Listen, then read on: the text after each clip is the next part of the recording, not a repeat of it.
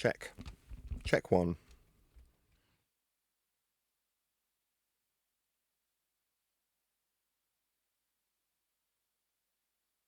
They're on. Check. Oh, there we go.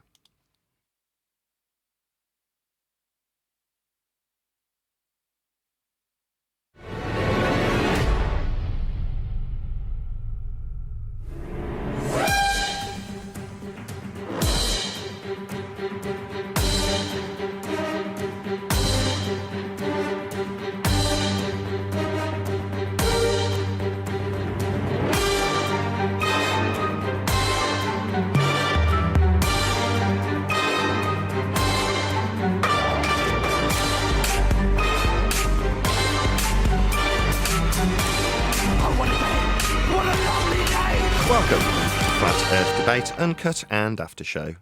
I'm your host Nathan Oakley, and if you are new to this channel, or you've not done so already, then be sure to subscribe.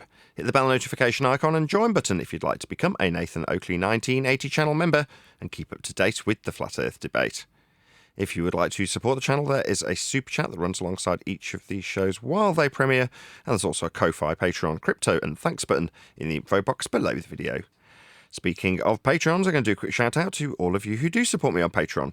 So, a massive shout of thanks and appreciation to Smith Tools and Purchase, Level Plain Poem, Vitali Z, Colton James, BG, Survive the Spin, FE Patriot, Thomas van der Zander, Gary Hughes, Measured Flat, Chris Wouters, Sea Level Cultist, Mitch Kennedy, Rod, The Name's Burley, Twad Wazzle, Jason Hornsby, Christoph Fournier, Flat Earth Travolta, J Melds 24, Yu Unamento, M, Iron 26, Endless, Golden McKiernan, Retro Bill, Michael Kahn, John Kays, Patrick Gunnels, Banter, Hairy Blade, Mobile Max 777, Rob W, Del West Watson, Unbelievable Productions, Blue Ridge Ranger, Abraham Mohammed, Skeptic 936, Texas Mike, Chow Young Cat, David Wayne Foster, and Dank.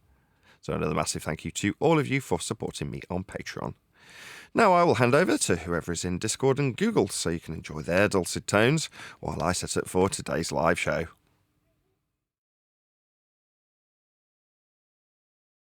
Hey Neil.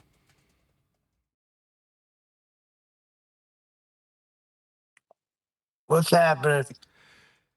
Nothing. I just thought rather than doing my little jiggery pokery before I press the record button, there's no harm in doing it while I'm recording. Normally I'm sat here talking to myself. You know what I mean? Like, why isn't that working? Oh yeah, I've got to turn my amps on. Things like that. I thought just to mix it up a little bit before I did anything. It happened to be on the camera when I turned on OBS. I'm like, okay, well, why don't I just hit record and we'll go from there.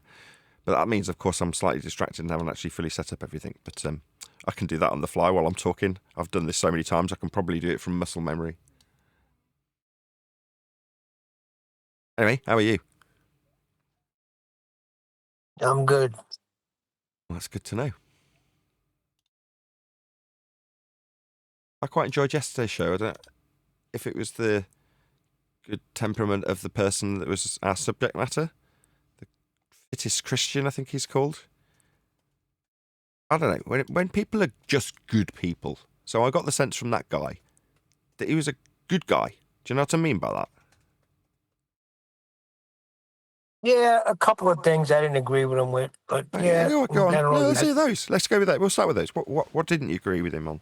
It, obviously, in terms of how he approaches plaster, but let's hear it.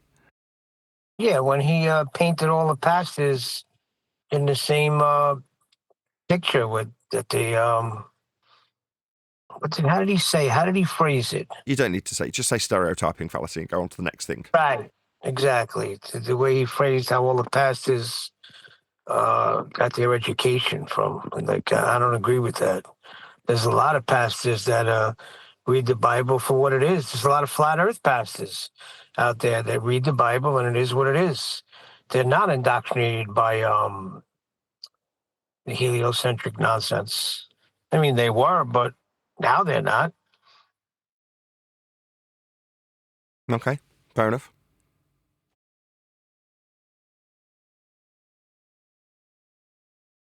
Listen, I'm going through this whole thing with my brother. It's he also. You got to pray that you could God reveal all the lies that the church told you. What or the Bible? What do you mean? Because he's gone backwards, back to the law when Jesus overcame the law. So I don't know. People, to me, it's like when you come to flat Earth, there's a bunch of things that come. The Hebrew roots, all of this other nonsense. I went through all of that. I don't want to celebrate Christmas anymore. That's not the day he was born. I don't want to celebrate Easter anymore because it's a pagan word. And I became very bitter. So I went through all of that. It's nonsense. Let's take the Fair Bible enough. for what it is and what it says. Yeah, that's why I like Paula so much. Paula, who probably is just, I'm probably just a massive disappointment to Paula. Bible you, right? Not my Paula. My wife loves me dearly, don't you, Paula? Not that Paula. Paula Bible you. Right, she still hangs around. And I'm, like I say, probably just a big disappointment to a sweary, aggressive mess of a man that she's like just shaking her head the whole time. I'm in no doubt. But for whatever reason, she's still here. Now, I don't know what the reason is, but I know what I like about Paula Bible U. And that was her namesake, right? Bible literalist originally. I like that a lot. Yeah, I lean on her for a lot. Like a lot of things, I'll Yeah, go to me her too. and see what she gives me the script because she does. She's vast research. I mean, it's a She just lot. lays it out there. I hate how underappreciated she is, right? So she sat there, it gives me goosebumps talking about this. I will sit in front of Paula with my Paula on a Sunday. Not so much recently, I just haven't had the time. But in months gone by, specifically on a Sunday, I would sit with my wife at about tea time, which is when she'd be doing a live stream. And we'd just sit religiously. And I wouldn't tend to chat in the comment section, but I'd allude to her that I'd been watching after the fact in some, meaningful way in a chat. So she'd be in a chat, I'd be watching a video with her, and I'd just hint at something that I, picked up on from her stream that I'd been watching with my wife and kids. And it was kind of like our Sunday thing. But just, like I say, she's so underappreciated because she's laying it down and she's wise enough to lay this stuff out in such a concise way, having researched it thoroughly. That is to say, when she's putting this stuff on dedicating it to tape, I mean, that's not the way we do things anymore, but as a metaphor, right? When she's recording this stuff, video and audio, and presenting it, she's already got it down completely pat. So to have it presented to me, I feel privileged. Then you look at the audience numbers and there's 10 people watching, you're like, it's just not fair. You know what I mean? Absolutely. And it's not that she's disappointed. It's just that she sort of like gave up trying to curb the language. That's But another way of she's saying. still here. So when someone says they've given up, oh, that's even worse. Oh, shut up, Neil. You're making things worse. It's changed a lot. I mean, your swearing has went down a lot. I mean, some days it gets to the point where it's crazy with the mother effers and stuff. But it's when you're antagonized. It's when you're poked. If you could just get control of that. Because like I say, when that book comes out, there's going to be people searching for your channel. And you don't want them coming in. I mean, some people are offended by that. Some people like it. I don't know. But you want to have a good freaking representation of who you are.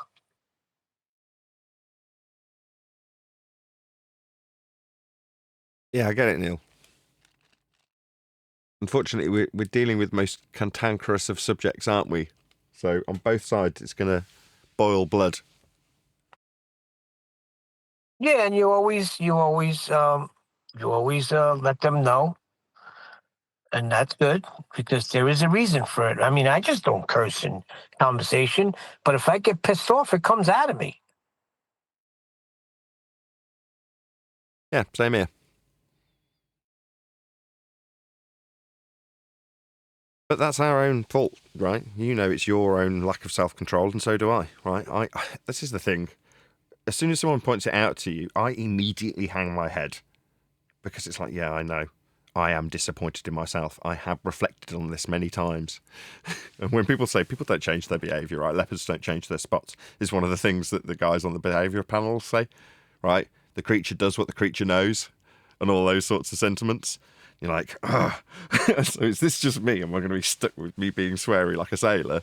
You're like, no, I've got to be able to exercise a certain amount of control over it. And like you say, even when you've got it under relative control, there's going to be somebody that pushes that button that gets that to come out of you. Now, the people around us are only looking for those buttons, aren't they? That's all they do. Yep.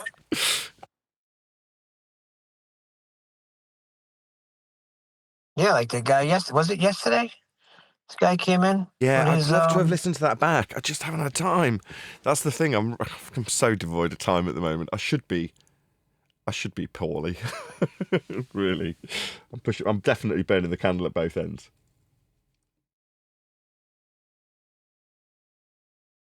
Gotta be done. If I want the book to be good, I've got to survive this section of polish, right?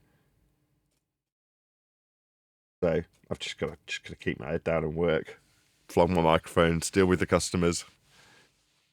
Just all par for the course. It's normal stuff. But temporarily, I need 2 jobs, so I've got 2 jobs now, which is fine.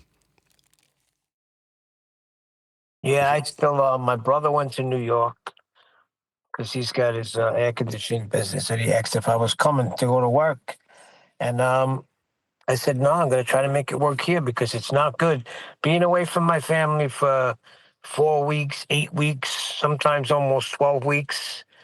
I mean, if it generated a lot of money where I come home and I got 20 grand in the bank, then it's worth it. But if I'm just making a few more dollars than what I would have made here, doing deliveries, then I'm not going to go. I'm going to stay here and make it work. Now, what helps is my wife got a part-time job and my son's got a job. So if we're pulling everything together, I'm making the same amount I would when I'm in New York. Yeah, that's it. You need a bit of help from your family. Exactly. I completely understand. It's one of the, like you say, you make it work. Occasionally, when I'm buying these microphones, as opposed to selling them, so I'm all excited when I'm selling them because it's the exciting bit, right? You can talk about how wonderful it is to try and encourage somebody to purchase it. That's the fun bit. But the other end of it is the dirty end of buying, where you're dealing with someone and saying, your thing that's worth 20 quid or you're asking 20 quid for, can I have it for £1? And 9 times out of 10, they're like, you absolutely rude. Oh, I can't believe my ears. That's the reaction, right? People are really offended. But that's what you got to do. Now, occasionally on that journey, you come across someone who's the same as you. And they're like, trying to keep the wolves at bay. And you're like, yeah, I've got 2 girls. I need to keep them fed. They're like, yeah, same here. In other words, somebody on the other end of the bay buying and selling rigmarole is nudging back going, you're doing what I'm doing, aren't you? Just trying to get by, right? Mirror. Yeah, it's a mirror. It's just a guy just like you on the other side of the mirror. Yeah, exactly. But normally, if they're in good spirits, they'll nudge back and sort of hint at, I know what you're doing, you know what I'm doing, and it's quite good fun, isn't it? We're getting by doing what we're doing. Yeah. Other times you can tell when they've just by their reaction to you that they've overstretched themselves or something. I just don't want to be that guy. As much as I'm burning the candle at both ends temporarily, this book won't last forever. The writing it process will eventually end. So it's like, this is definitely a temporary thing to me, so I can cope with it because I can see that there's a light at the end of the tunnel. But for some people, right, I can imagine that there is no light at the end of the tunnel. They're just doing it and doing it and doing it and doing it and trying to get by indefinitely, and then they can become completely jaded with you. But there we go. But like Witsit, that's why I was talking about it. We didn't actually cover it yesterday when I was talking about him e-begging for $5,000 or whatever he's asking for, $6,000 or something. It's like, okay. 10. Is it 10? Whatever the number is, it's irrelevant. The number's irrelevant, right? I know by how much money people donate to me via PayPal or whatever the means might be, right? Whatever the means, I can see the numbers going up and down. I keep a close eye on it. Now, if I thought for 1 second that I could just increase my revenue by just going, can you give me more money, please? Do you not think I'd have done that already? Read the room. He's buggered off and then just come back and gone, I'm kind of running low on money. Can you all give me money? For whatever reason, I'm sure he's got some desperate thing that he needs to tend to. Yeah? But it's like, read the room. If you're finding people are giving you less money, there's a reason for that. People have got less money. Now, when you recognise that and do hopefully I'm getting this reaction. I don't know. No one's told me this. But that's the idea. People go, yeah, no, I appreciate that you're putting the graft in. When the good times were around and I was giving you all the super chats, now that they're not, what, you're going to just bugger off, turn your back on everyone who gave you all those super chats all those years because you're struggling a little bit and we haven't got the money to just keep giving it you and increase the amount when it's going down for us. So you've got to do something else. You're like, yeah, show willing, do something else, right? Run another job, get a book so you've got an extra revenue stream so you're not just relying on e-begging constantly. So while that's going on, there's no sign of Witsit, he's buggered off. And then he just plonks him back in the community and asks for 10k. You're like, oh my God, read the frickin' room.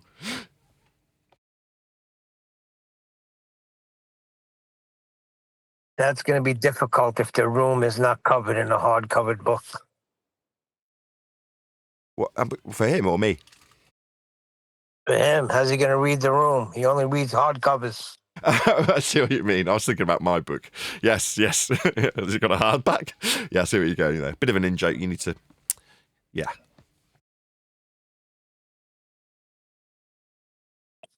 Well, to me, it just shows that he don't give a shit about nobody. He don't give a crap about nobody. He only cares about himself, and that's the way he's always been. Yeah. I don't disagree. But admiration and respect that is obviously sought after by YouTubers is earned, like anywhere, right? You can't just plonk yourself somewhere down and go, right, this is me, I've arrived. It's the 80-20 rule again, isn't it? Right? You can get to 80% of what you need to do in 20% of the time. But then the rest of it, the polish, is 80% of your time trying to refine what you've already done. Now, for most people, they're like, bugger that, I want it to be as easy as it was for the first 80% of achievements. What are you saying? I've got to put a load of 10 times more work now to refine that which I achieved really quickly. Yeah. That's the way with specialising in things. Flat Earth's so different in the case of me and Witsit.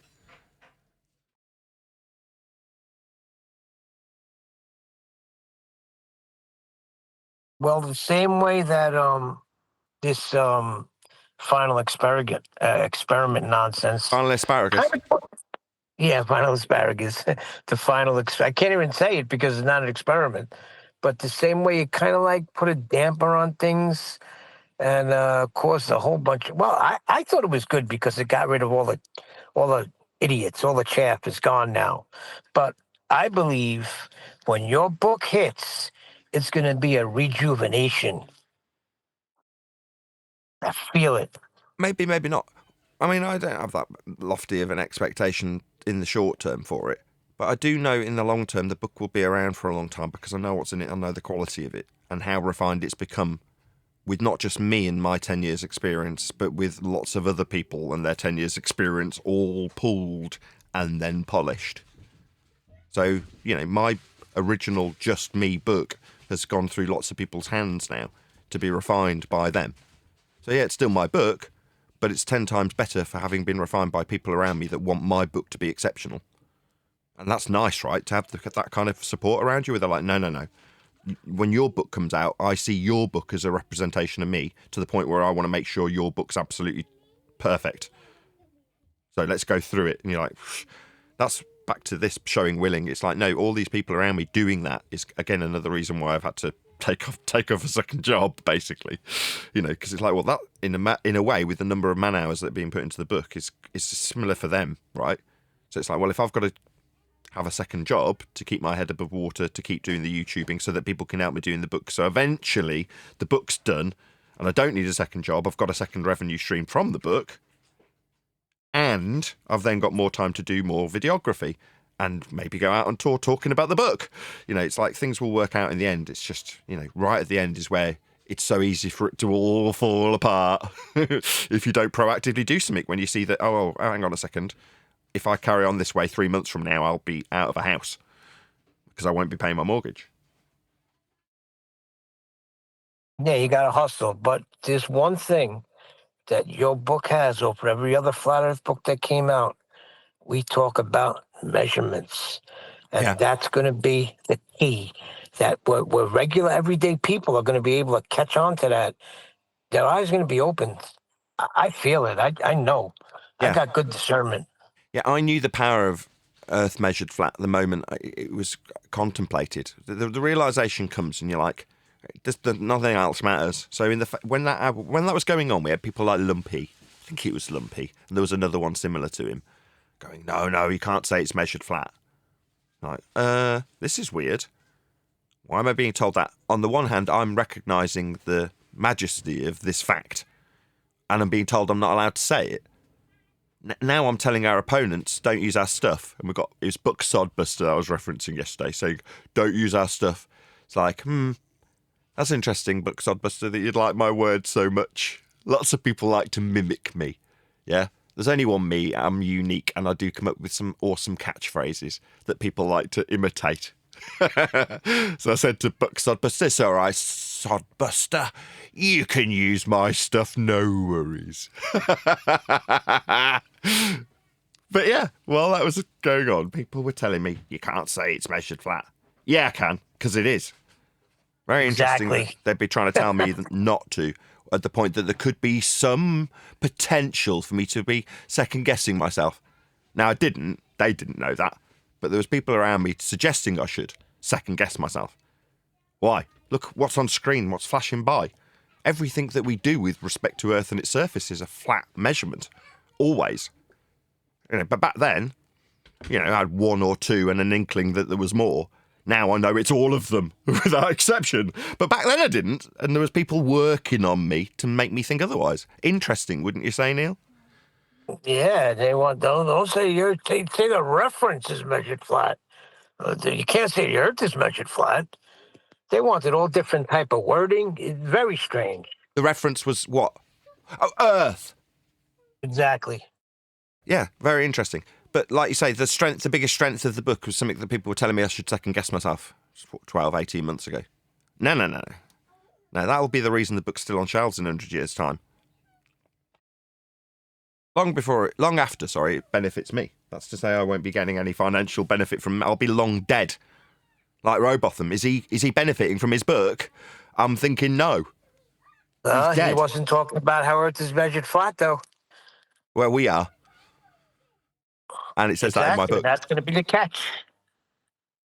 It'll be a book that you want to give to someone else, right? That is to say, it's got a comprehensive answer for everything in it, because it's a reference book. So therefore, when you hand it off to someone else, although it's got a bit of a story behind it and you can read it as such, when you get to the comprehensive bits, you might have to read them 3 or 4 times to understand them, but it's not like you're going to have to go to a different book to figure out how Coriolis works. You just have to really read and study and understand the paragraphs that are in front of you, and then you'll understand it and you can go about your business understanding it. But there's a good chance you'll read it and not understand it the first time. Fair enough. But that's what reference books are like. So it's a kind of book that you'll want to give to someone else and go, I don't want to sit here and argue with you. Here's the book on flat Earth and how Earth's flat.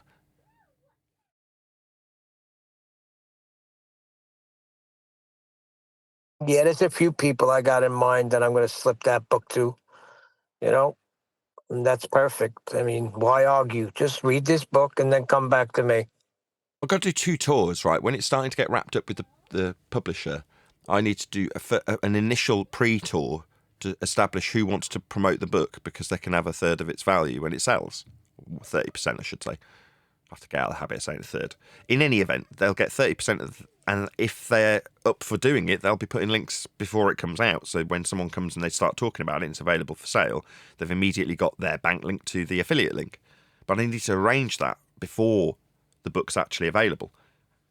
So in a way, that's like a pre-tour. And then once it's available, potentially all those people that have got a link to it, because they've all been lined up and they've got it sorted, can then talk to me on a show and, hopefully get people to actually click on that link so that they can earn that 30%.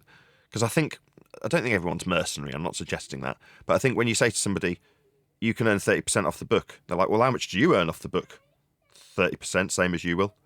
They're like, what? So you'll get the same as I will? Yeah, if they click your affiliate link, you'll get 30%, I'll get 30%.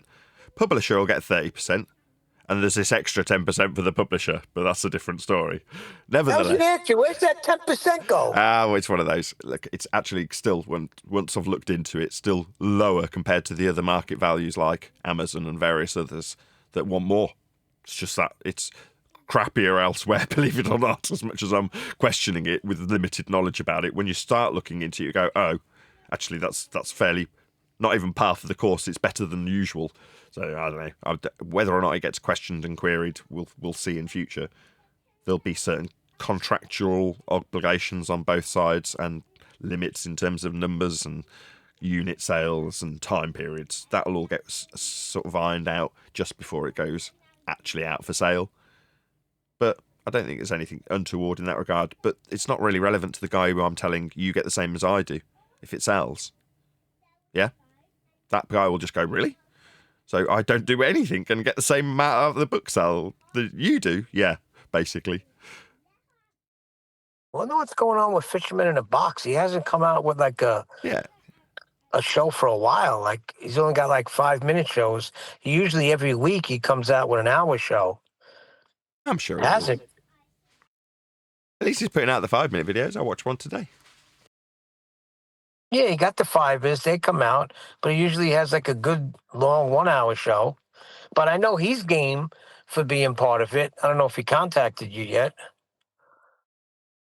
No, but I will. I'll get in touch with all of them.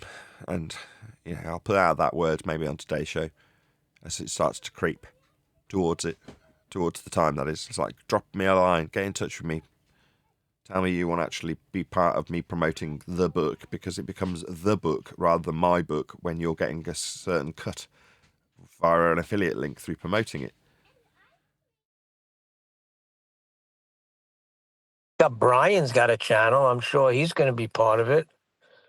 Hopefully, even though he's got a book coming out too. That's good too. I'm excited to hear Brian's book because he's going to go in depth on things. That's how Brian,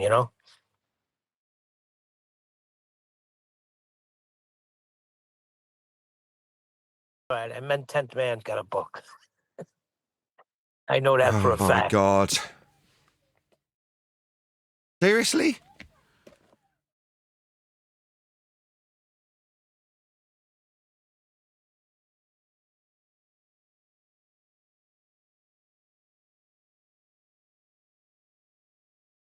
Anyway.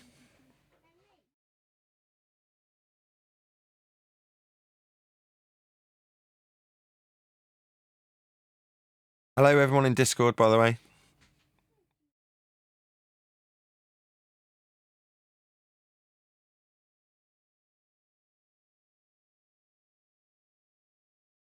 Good morning, guys.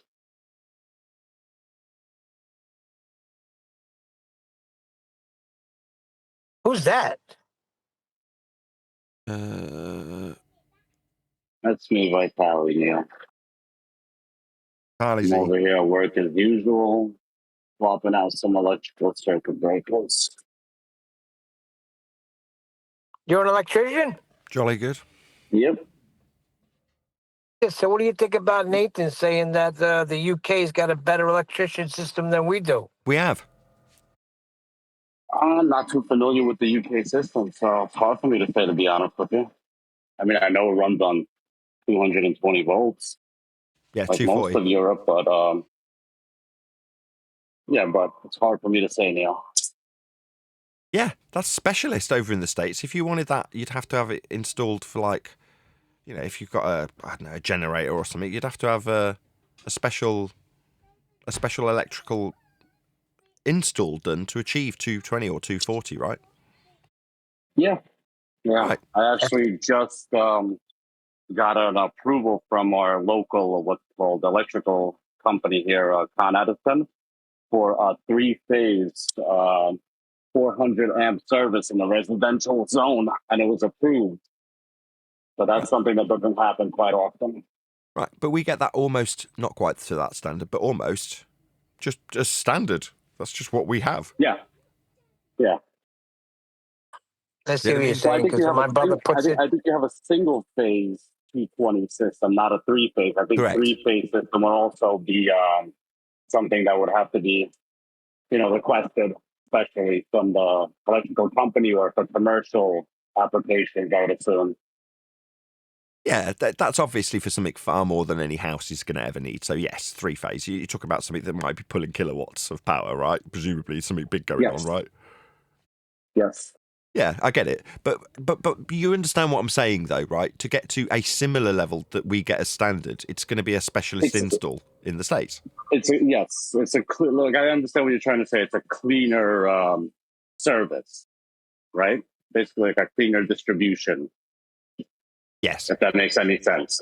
yeah, and it's less just generally speaking, the standards that are applied to mains here are of a higher standard than other places that I've been. That is to say, when I go to other countries, they're a lot more relaxed about what the electricity's doing. Let's just put it that way.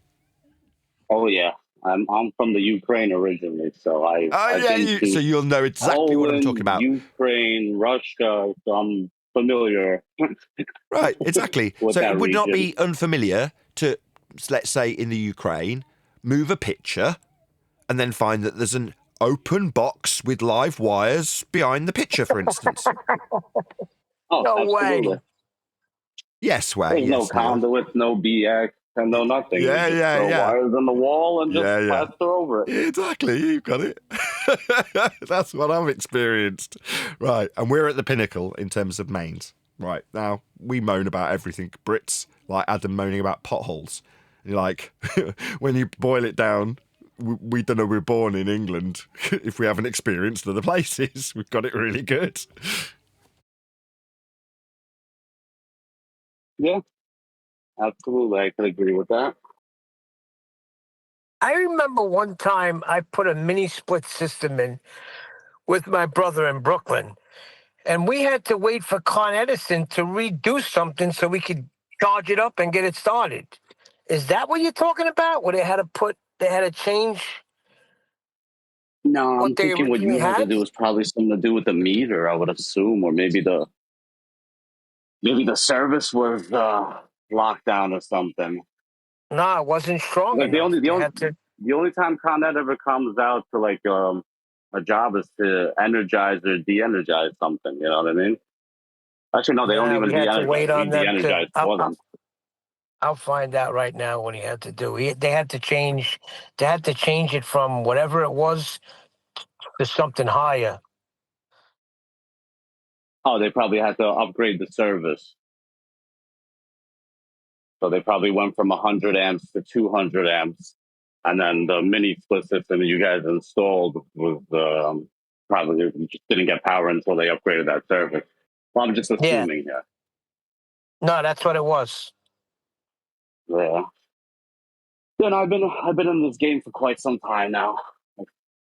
Well, not really that long, 15 years, but 15 years in the profession is a decent amount of time, I think. What do you mean? 15 years? You're a mechanic, a master mechanic.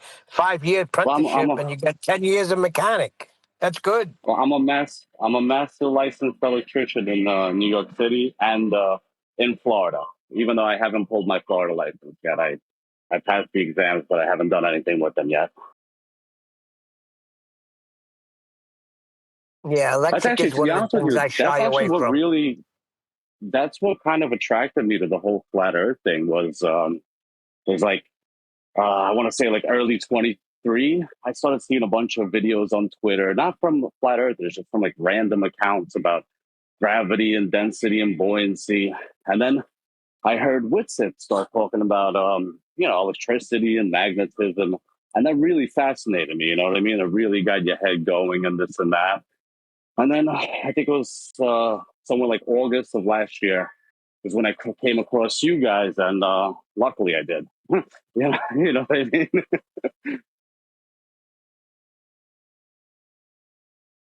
Yeah, you're in the right place here. You got Whitsitt begging for 10 grand now. Yeah, I think he took that off now. I think probably too many people were talking about it, so he took that off. I'm glad I sell microphones. They'll keep the wolves at bay. You can't rely on people when that's what I said about read the room, right? Read the room. If everyone's struggling, they're not going to just hand over cash to you. Yeah, I mean, I honestly, personally, I think it's probably for lawyer fees for divorce, because I went through something similar a couple of years ago. I mean, luckily I did not get divorced, but I do know how expensive it is. And when there's children involved in his situation, he's going to have to pay for his attorney, her attorney, and the children's attorney. Why? They So, were I mean, I would Oh, imagine that's what it's don't for, put that but rumour who out. I'm knows? recording this. What makes you think that? I mean, don't even tell me that. Do you have any evidence to suggest that's the case? No, Don't no, put that's that just out me, there. Don't personal do that. opinion. Don't do Exactly. that. Sorry about that. That's all right. Don't do that. Please. It's a Unless bad you day for know, tongue don't say slipping, that. isn't it? What? Bad day for tongue slipping, isn't it? Yeah. It certainly seems so. Although that necessarily isn't a slip of the tongue, it's just speculation. And there's no need to speculate about another man's marriage and how it's going to the point where you speculate about him needing money for a divorce. Bloody hell. I completely agree with that. And if Witz is listening, I do apologize for spreading any kind of ill will, feelings or thoughts. Not really Well, who ill knows will, what to just believe with him? He's a speculation. liar.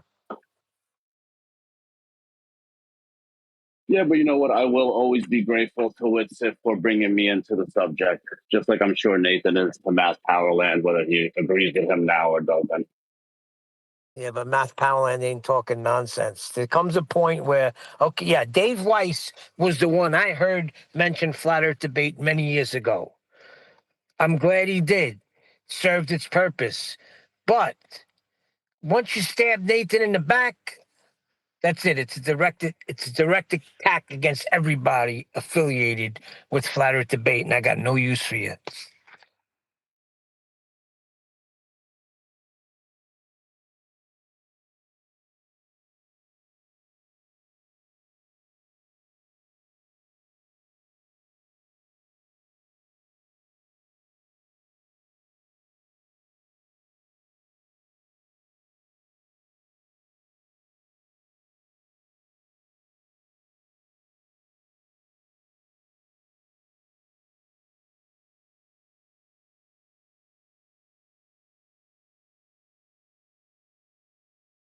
Anyway.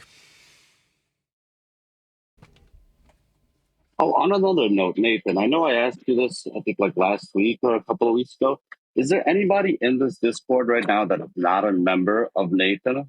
Can you go onto YouTube and see if his YouTube channel provides memberships? Because remember I told you my membership was paused because I lost my debit card?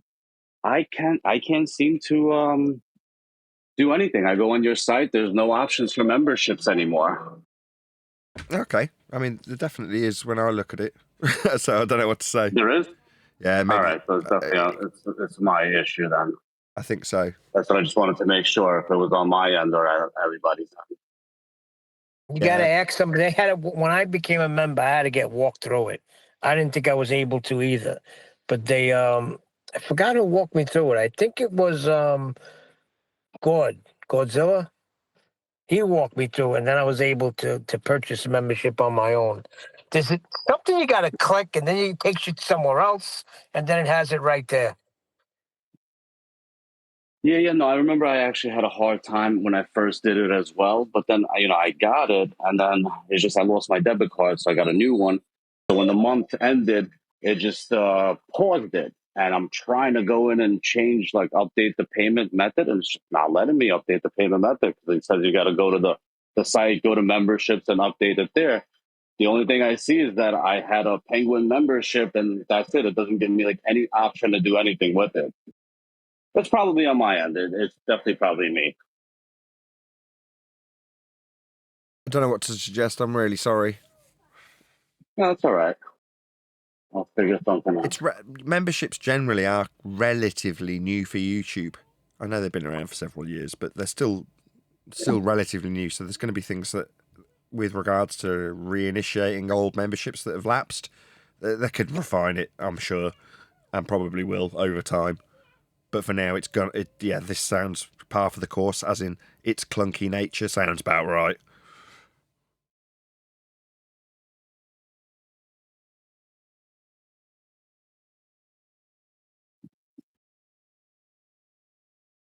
I've been sitting out here in front of a store for 2 hours, not one order worth taking.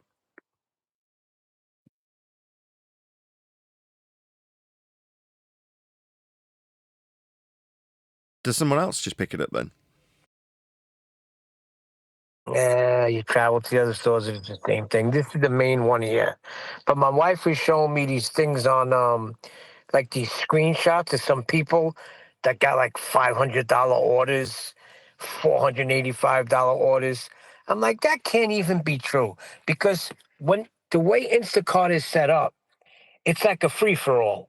Like an order will come in, and if you don't snatch it right away, somebody else will grab it. And that's it.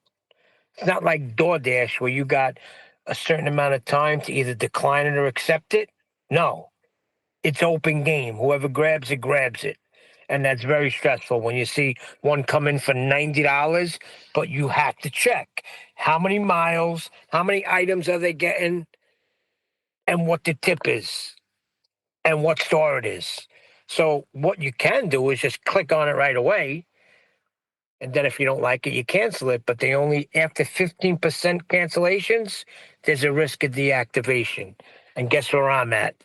15%. So this is a disappointment. What is a disappointment, Neil? Me being the only one in G Plus or whatever you want to call it, Teams, Meet, whatever. I go through this all the time. It's a poor showing. And I'm going to get on some people. That's okay. That's no problem. We're doing our thing. We can do a bit of housekeeping, and then I'm going to moan about microphones for a bit. Why not? I've got a book that's in the process of being written, and we're in that limbo period, right? Now, we could just plod along like nothing's going on, but things are going on. We all know there's things going on. There's things in the pipeline, as they say. Now, those things are going to come to fruition shortly. But in the meantime, life goes on around us. It's spring. I'm always in a really upbeat mood in this particular part of the year, every year, almost without exception. It just brings me great joy. You know, it's still quite chilly as we go into spring, but it's lovely. The weather's clear, sunny, crisp. Yeah, because it's really New Year. Happy New Year. Yeah, Happy New Year. Exactly. It feels new because it is, right? So I'm always motivated when it comes to this particular part of the year because I look forward to how much of the niceness there is ahead in the what you've just called New Year, spring. So I'm upbeat. I'm happy.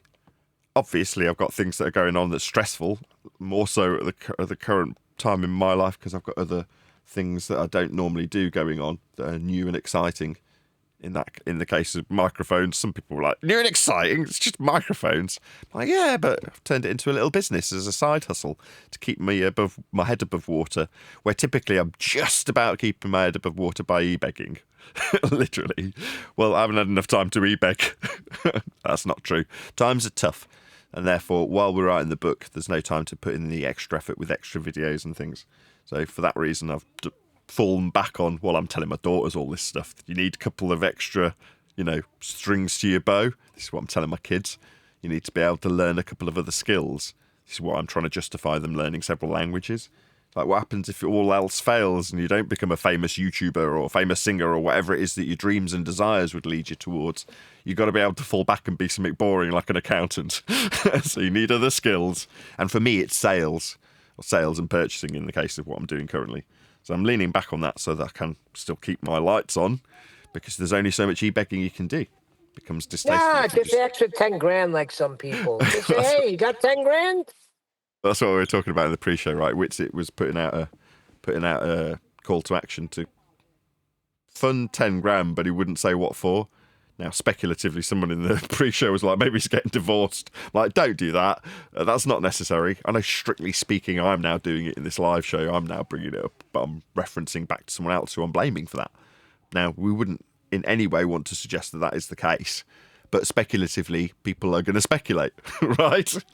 And that's what the speculation has led to in my pre-show, even though the guys got told off. Now, if there was next man in line kicking this can, he could tell me off going, well, now you've just raised it to your audience, so they're going to scratch their head and speculate about it, aren't they?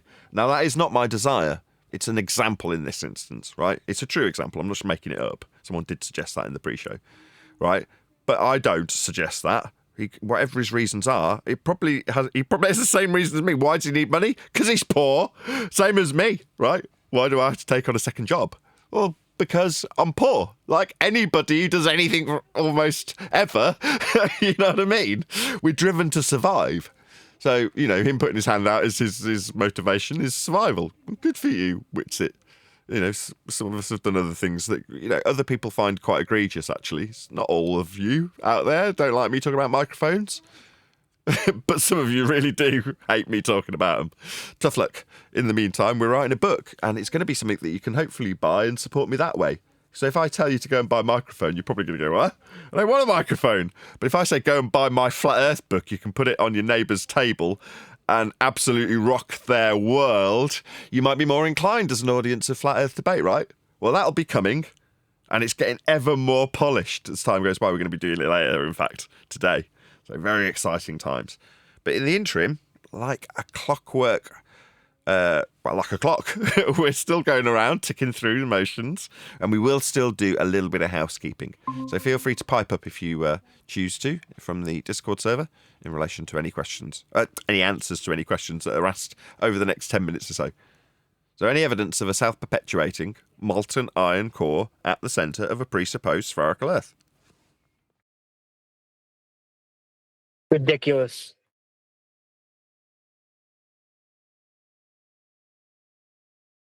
Anyone from Discord? Any updates? Anybody heard from Paul Voigt? It's only been 7 years. Oh, he's the guy that got the housekeeping going, wasn't he?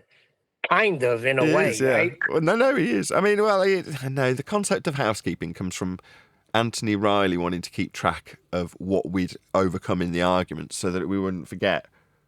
And because he was sick of people rinsing and repeating. So let's say from Anthony Riley's perspective, this is Sleeping Warrior, for those who don't know. He's a YouTuber who's moved on to other things. Certainly still a flat earther, as far as I'm aware. I only spoke to him about a week ago. But anyway, the point being that he was sick of people rinsing and repeating the arguments. And he's like, how can we stop that from occurring? It's like, we must document the wins that we get so that they're kept in the mind's eye of the audience, or our audience. And it's not like, we will overcome how gravity is not a force, go through the argument for an hour or 5 with somebody to the point of concession or not. And then it just comes up the following day, yeah, gravity's a force again. You're like, no. We need something to mark these wins in a format that is self-explanatory, but invites, response. So the case of gravity, as I'm using it in the example, asking the question, is there any scientific evidence of gravity? Seems like a minor alteration, right? Well, no, it's fundamental to the question. The illusion of gravity that is a force or otherwise, for that matter, is given to you through the, let's call it illusion of science. Right? I was going to say that the suggestion of the gravity is illuminated by the suggestion of science. Right? There's a light that is seemingly cast upon the suggestion of gravity, with words like hypothesis and theory, where none exists because there is no force. It's not been a force for 110 years, and the bent pseudo-geometry of Einstein is a pseudo-geometry in mathematical descriptions of things that don't exist in reality. We don't have a fourth dimension. But asking for the scientific evidence of gravity puts your opponent in the position where they have to justify what they've been told about gravity with a scientific backing. So yeah, the questions, housekeeping questions, have been put into effect because of that rinse and repeat nature of dealing with the subject matter at hand. And to stop that, we've got a set of questions that we can ask on a daily basis that keeps everything we've covered in the forefront of people's mind. And it's the same. Simultaneously the same reason that we keep adding to them, because there are always new monumental defeats that people must face. And in terms of the phraseology of some of the more obvious ones, like any physical geometric sphere edge horizons, formerly known as Earth curve, there's quite a few little caveats that are adding in black swan elements to the question. Formerly known as Earth curve? What is it, refraction? I'm waiting for that guy to say, why do you say formerly known as Earth curve? It's like, well, yeah, because you dickheads used to think that there was a physical blockage to boats and stuff. And then we debunked it and you told us how refracted it was from then until now. And if you don't know what I'm talking but about, I don't like that either. I don't like that formerly known because it was never. And I don't like the freaking gravity being 110 years out of date. Because when you say that, it's like gravity was a real thing 110 years ago. We got to rephrase it. What Neil is suggesting to my audience, see how many people are watching. Please share the show if you've not done so already. Do the call to action, but you might have only just got here. So, nudge, nudge, smash that share button. What Neil's suggesting is that when I say gravity as a force has been superseded 110 years ago, Neil's saying, well, just because it was suggested to be a force pre-Einstein doesn't mean it ever was a force. Now, if you can come up with a concise phraseology for me to ask these questions and point out in the question that there is an illusory force that was never really a force, but people think is a force, and you can think of as it a force, whatever, Neil, right? Yeah, I'm all for it, right? You help me out with my phraseology. I'll get to work on that. Hey, remember I told you really quick that there's these people in what is it that whatever on those shorts showing that they got $400 orders from Instacart. Well, I just got one for $107. Woohoo! Off you go. Yeah, getting orders is always fabulous. Although it's, in case anybody cares, which you probably don't, when you're flogging things, there's always the 1 in 10 rule applied to that at the back end. So it's like, I'll get to buy a microphone cheap for every 10 people I approach about their microphone sale. I might get to buy one for cheap, or for the price that's potentially profitable. But then for every 10 customers that come along that start looking at it within 10 to buy, one of them might buy it. And then further to that 1 in 10 rule, for every 10 that you sell, one will be a pain in the ass faulty customer and give you a pain, right? Yes, so it's the rule of 10. Well, today I had my rule of 10 apply. So I've actually, happy joy, I was telling my wife, I was like, I've sold 10. I was telling my mom too, I've sold 10 microphones. I'm really pleased, right? It's monumental, right? It's just because it's statistically significant, right? I can write that down and start relating things back to it. Well, the first thing I can relate back to is that faulty customer I was just talking about. So a guy calls me, or sends a refund request, says, this mic doesn't work, I can't get it to work. Now, bearing in mind, everything I've flogged so far, without exception, I have tested really thoroughly, to the point where I'm asking people on the show, you included, Neil, how does this sound? Right? Now, when I get yeah, it sounds all right, I can't really tell any different. You can obviously hear me. It obviously functions. It obviously works, right? That's the type of mic I sell. Now, I'm not cheap, but I do sell them working because they're thoroughly tested. Then I'll buy a few adapters for them so that they're almost, I say almost, idiot proof. So when it arrives, doesn't matter what you've got, I can guess that you'll have something like X, and it will probably require X adapter or connector. So if I make sure that all of them leave semi-idiot proof, I'm confident that I can justify my higher price when I add a load of money on the cheap price I bought them for, right? But then you get that 1 in 10 customer that's like, I can't get it to work. And you're back and forth with messages with a refund request over your head, trying to get this person to figure out how to get their microphone to work. Because they just want it to work. And I get that. I'm empathetic. And I like microphones like I like technology. So I don't mind talking to some faulty customer through his ignorance of his own equipment and trying to get it to work.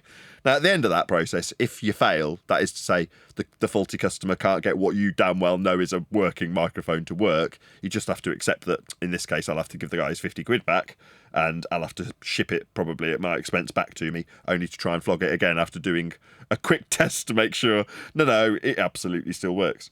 But that's life, right? That's part of business. If you want to have a second job to keep your lights on while you're a YouTuber, in this case for me, it's doing it with microphones. Now, I've got to try and keep this segue as short as possible, otherwise I definitely will annoy the people who couldn't care less about this particular endeavour I'm currently embarking on, because they just want to know about Earth being measured flat, which is perfectly reasonable. So it will come to a close now. I'm done moaning about my faulty customer. And I can get back to the agenda, which is telling people how Earth is measured flat. Should we pick one to tell him about and stick it in the housekeeping, Neil? Oh, he's off on his $110 super duper delivery, right? Yes, I am. I had to pick up my wife because I can't do this on my own. It's a lot of things, but well, actually, it's 60 items, but that's not too bad. My wife's a machine. Fair enough. Well, that'll go hopefully quite well for you. We'll carry on with a bit of housekeeping. Let's just check everyone's awake in Discord. You all awake in Discord? If I continue with housekeeping? No, I'm going to carry on talking about microphones. Literally no response. Is going to get a microphone discussion for the next 20 minutes, I assure you. Wakey wakey, Discord. No? Fair enough. Well, what I've been doing is putting all of my knowledge... Gotta make it stop. Go ahead, whoever that was. Who was that? We're asleep at the wheel. No, that's Neil you're thinking of. He spent a significant time in hospital as a result of that. It was very expensive. He wouldn't want to repeat it. Too soon. Is it too soon? Good morning, guys. Hey, Eli. How is it going? Pretty all right. I'm actually going to Florida tomorrow. What's Florida like in the spring? As hot as it is any other time, I guess. Ah, fair enough. Florida's well, I've been to Florida. It's always been beautiful and lovely and nice weather, more importantly than anything. Yeah. Oh, well, that's not true. I went for a hurricane party in Florida and was nailed into a bar in what's the islands? Is it the Keys? Yeah.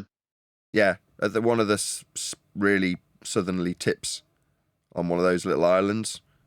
I was nailed in when a hurricane came. So it is lovely most of the time, and then they occasionally get a hurricane.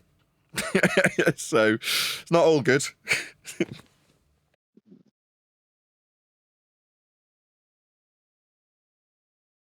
Kind of rough all over generally, because Kiwi's been sticking his weather reports up because he's in must be in Tornado Alley or something like that, because he's always showing how terrible his weather is. Yeah. Always. Yeah, his weather is really mixy. Whereas here you get the four seasons, for him, it could be raining, it could be snow, nobody's business, and it could be a beautiful day, all in 2 weeks. Yeah, I believe it. Totally believe it. I mean, it's a flat Earth. I had hurricane parties in New Orleans too, all the time. I don't doubt it. What's it like now? Is it anywhere in any state to be inhabited yet? Probably not. Anyway, that's depressing. Weather itself is a flat Earth proof. Refracted curvature was talking about it the other day. Talking about the horizontal planes that you talk about with the pressure gradiated. To describe them, you need horizontal planes of reference to describe them with. You're like, oh yeah, of course you do. Yeah, that makes total sense.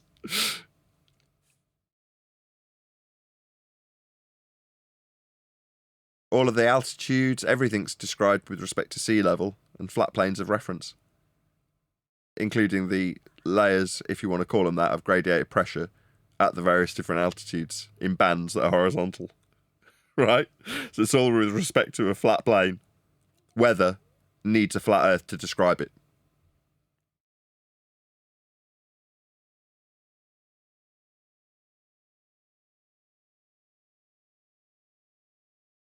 Well, I'm glad that got everyone in the Discord server warmed up.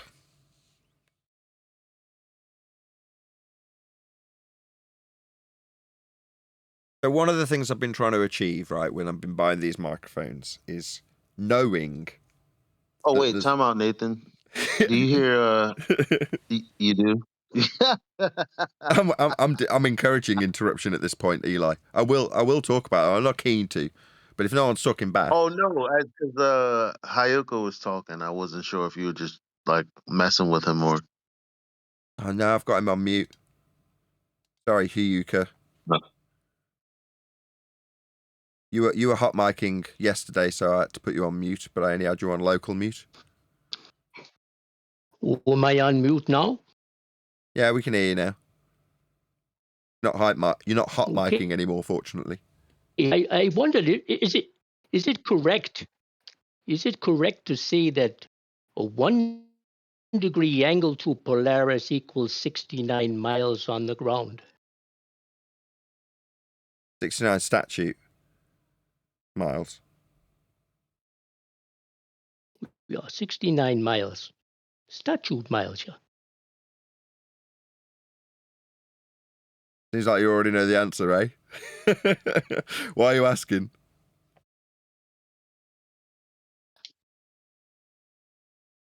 Why are you asking? Sorry, I lost connection. Oh, but it's okay. It's okay to say that. Is that what?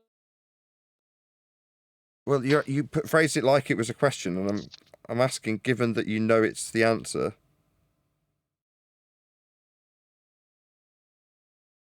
Okay, that's fine, because there's some guys who are saying you've got no observable data for that, and they say that's not true. Oh, I saw my Neil Young microphone. Fantastic. It was broken. It never worked. Couldn't get it working. I'm sorry. I hope you made a totally profit and not a distracted. loss this time. Just say again. Sorry, I was completely distracted. I sold a microphone. What was your I question? said I hope you made a profit this time. I always make a profit.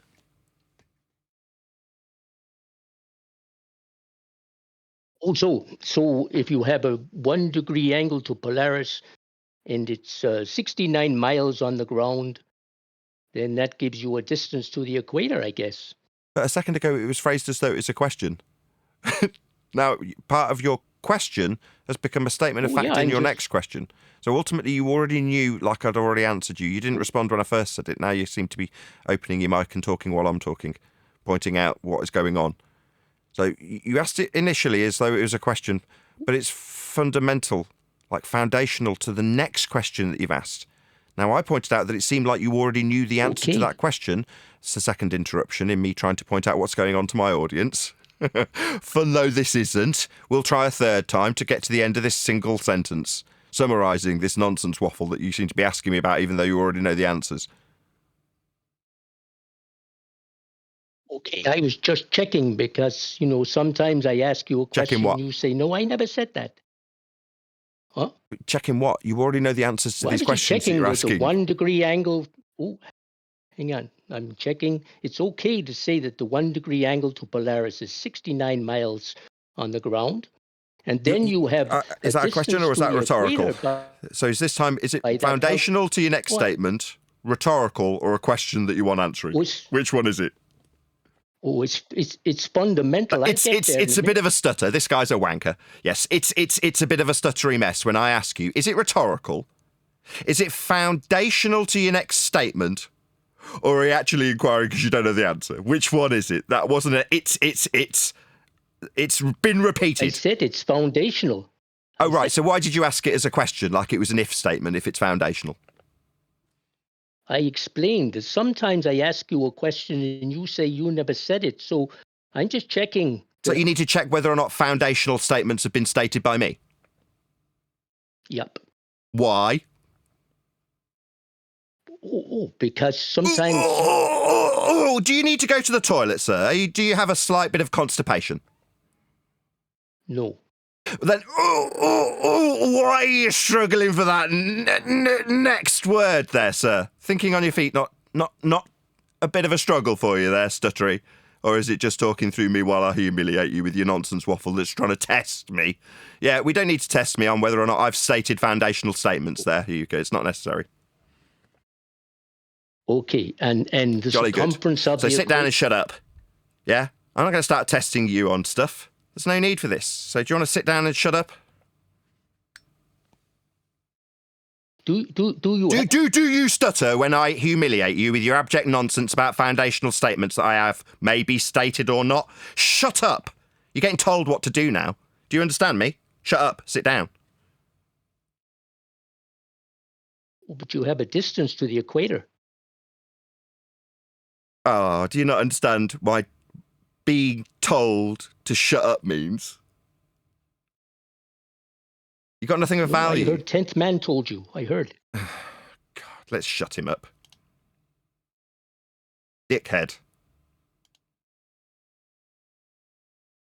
What an idiot. Got nothing of value other than to test me on statements that he asks us questions but knows to be foundational when quizzed, with a lot of stuttering and sounding constipated. Now he's telling me what 10th Man's told me, so he can quiz me about my education from 10th Man. This is not a show where you test Nathan about foundational statements you know to be true before you're asking me about them. Yeah, that's a shit test. Everyone know what a shit test is? Yeah, that's what women do on men. Now, I'm not going to be shit tested by some little pervert. Yeah? Some little masochistic pervert that gets off on this stuff? No, thank you. Get lost. Now, if you actually want to know something that's not foundational to your next bleeding statement, don't ask me about it. Get lost. Go and entertain yourself, amuse yourself. That would be to masturbate mentally, metaphorically, elsewhere.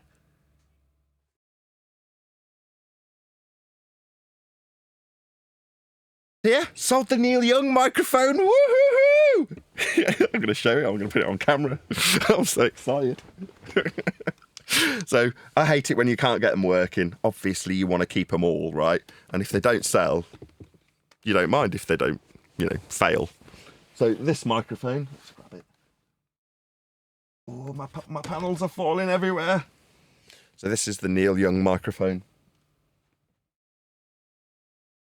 On my eBay store, I got a picture of one of the band members holding it. But it doesn't work, so it's not a keeper. So I started off at about 100 quid for this, and it's just not worth that if it's not working. And I've seen people advertising them for like 60 or 70 quid. But the reason I wanted to put it on camera is because I've got to be honest, this is possibly one of the most beautiful microphones in terms of its physical appearance. And in a way, even though it doesn't work, it's one way you kind of would still want to keep it anyway because it just looks so pretty. But yeah, it's got like a base that attaches to a hinge, and then that screws in with like a normal microphone attachment on the bottom of the base, same attachment that you'd have like for a microphone clip. But this is the Neil Young microphone, and it's obviously got quite a feminine shape to it. Got some nice curves to it. Can you see that? Let's put it against my t-shirt. There we go. So you can see the shape of it.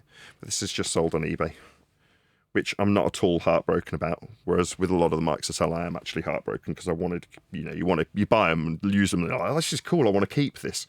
You kind of lose track of the purpose of doing it, just to keep the lights on. But you do have to let them go. Whereas with this one, it doesn't work. So you're like, I don't mind letting it go. Maybe it's just the switch that's broken and someone will get it working because the capsule seems fine. I've not tested it, but I've checked it and it's all wired up perfectly fine. Anyway, so it's been a microphone show. Smash that super chat if you want me to talk about microphones that little bit less. It's not true. I'll still talk about them. I'm passionate about them. So anyway, that's the Neil Young microphone that I've just flogged. And yeah, I'll stick it in a package and it'll go off to its new eBay buyer home later on today after the show's ended. Happy days, happy days. I've bought a shed ton of microphones. So over the last, 2-3 days since Easter, I've lined up a whole pipeline of stuff to buy. And while people have been bored of me talking about microphones when it's been me selling them, you'll get a lot more bored about me buying them while I'm haggling with people over turds to polish, which is a lot of them, what a lot of them are. They're old-fashioned 60s and 70s mics that have definitely got a purpose. And, using probably late 80s, early 90s mic, this Neumann that I'm using, is still an old vintage mic if you want to look at it in one way. And it's definitely got life in it. And I see the same for all of these mics. These mics might be doing podcasts, might be doing what we're doing here, right? Talking to people about how Earth is flat. And all of them, as I hold on to this thing with a bit of nostalgic history in my eyes as I'm holding it, thinking, all of these mics have done something, right? They've all got a bit of history attached to them. This has been producing some sound to go onto some tape recorder or onto some, in the case of this setup, right, onto some digital recording format. And they're all, to me, like a little piece of history. And I want all of the mics like these ones behind me. You can probably see this one with a little sock on it. This is the ABBA mic. I want them all to continue doing exactly that, right? Creating a little bit of history, dedicating something to a bit of tape or a bit of digital media so that it can be viewed or heard, in this case, by others. So I don't know, I like the historic element of this particular type of artifact, a microphone, especially when they're used, because they've already got a certain amount of nostalgia attached to whoever has used it in the past and loved it, in the same way as I love this microphone, right? Because it's doing what it's doing now, and you seldom think about that when you're on the receiving end of a video like this. If you're a viewer of a YouTube video, you don't think of all of the work and skill and dedication from engineers and then people in the factory line actually producing the damn thing, so that it can be sat at the end of a boom pole producing a sound so that you can listen to me talk about how I've just flogged a Neil Young microphone on eBay. But to me, that's something very, very special, and something that I hope I brush off on the people that buy things from me when it comes to these things, because I've only got microphones to sell. It's not like I'm flogging anything else other than microphones. And it's because I enjoy them. You know, I enjoy the basic principle of being able to communicate via, in this case, an absolute technological marvel, the internet, with OBS, with Voice Meter Banana, with a nice Neumann microphone. This is an absolute technological wonder. So for me to be able to tell you that Earth is measured flat via all of that equipment might be a similar destiny for something like this, if it worked, which this one doesn't. It's broken. So there we go. So this one definitely isn't going to be doing that, but it's going to be on someone's mantle, I would imagine, because it's so pretty. Someone's just bought it because they like the look of it and like the nostalgic fact that it's, you know, used by Neil Young. There we go. That's my nostalgia for the day.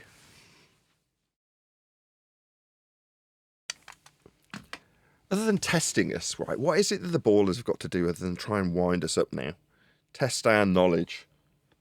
And if it was somebody with good intentions, right, when QE does that, because in some ways there's a very fine line between how QE behaves with me and someone like, not necessarily Hugh, but someone similar, right, where they want to test your abilities, you know, push you. Well, sometimes a mentor, which QE is to me, do very similar things, right? They do want to push you, sometimes push you a little bit over the edge to make a point clear, or humble you, whatever the reason. But typically with a mentor, they've got your best, your best of intent they have got, and they've got your best of intentions at heart when they do that. Whereas when our opponents do it, what is the reason? What motivates them? Now, I'm not suggesting we all fallaciously appeal to their motivation as some argument response. I'm suggesting that it's worth pondering why someone might do this. Yeah? What is it that fulfills a desire in someone like Hayuka to test someone like me? Now, he's not trying to better me, I know that for certain. So what's in it for him is what I immediately respond to that with. You know, empathically, I go, well, what purpose does this serve for you? How does this benefit you? What is in it for you? Now, I'm not going to direct this to him rhetorically, because his motivation from a nefarious perspective has already been made clear. I've elucidated that through my questioning about his questioning. That's already been done.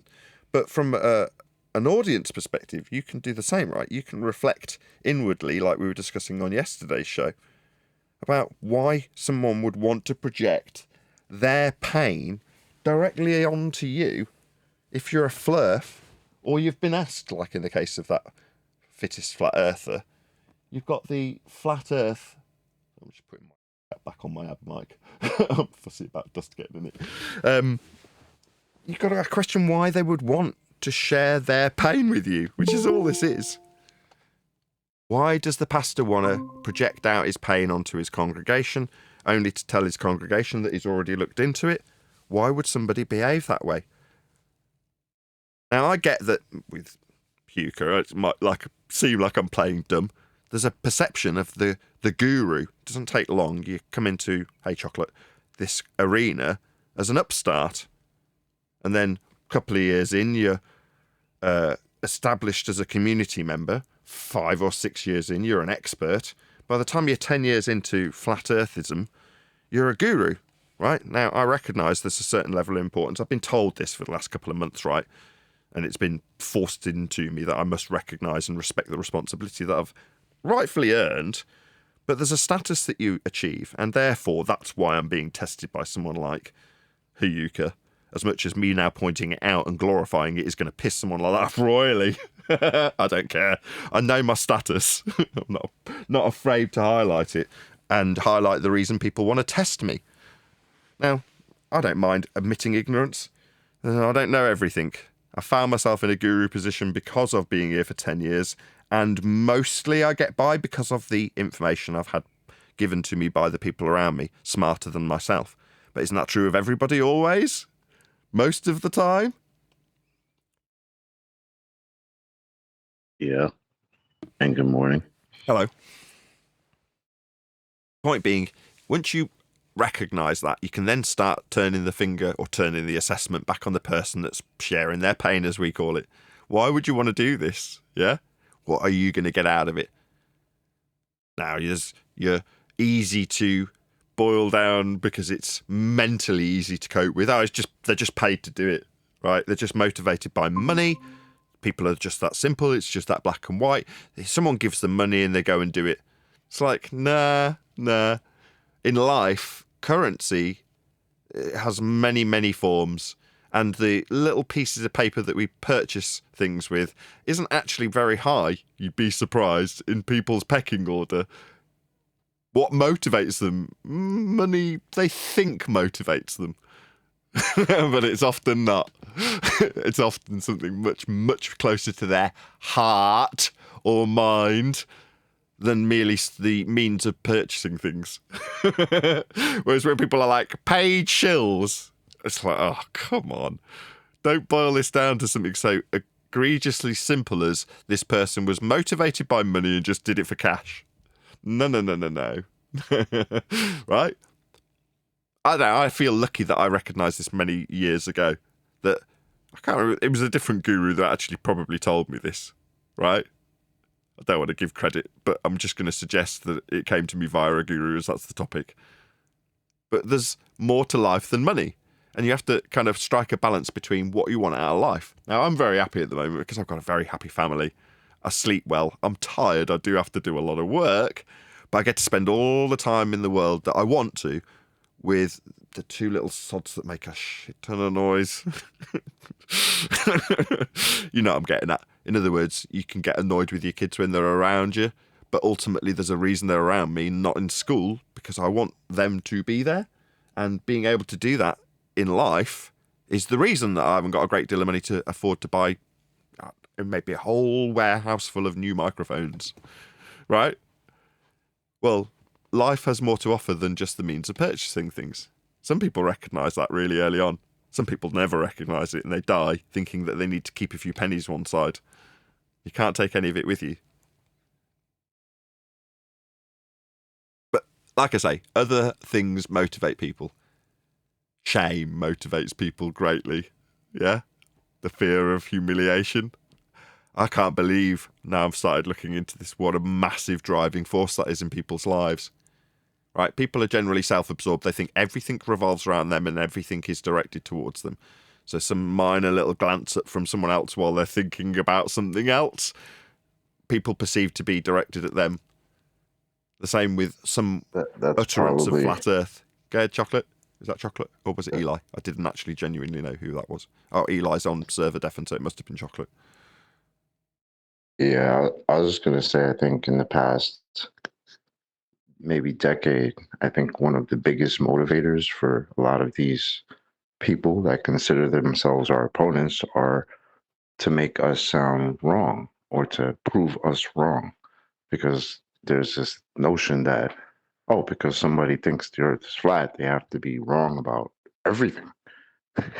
It's the strangest thing in the world, you know? Like what's the motivation behind that? When we were literally people that just learned the same things that you guys did. You know, that's always been what's weird to me. It's like we're all coming into this information, and for some reason you're taking it in a way in which you think, oh, we know something better than you. No, we're here talking to you about it so that you can understand it. You know, and it's I don't know, it's strange, but I think you're right that might be a slightly bigger motivation than just plain money. You know what I mean? I Oh, don't know if that makes sense. absolutely.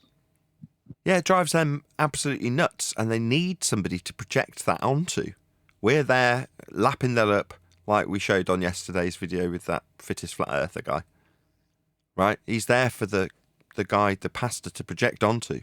He's there willing and available. And I kind of felt for that guy because what he said in the video, he's like, I'm back in church because of flat earth. And I go to the church and then I get insulted by the guy who's supposedly the leader of this congregation. That's crazy. And it is. It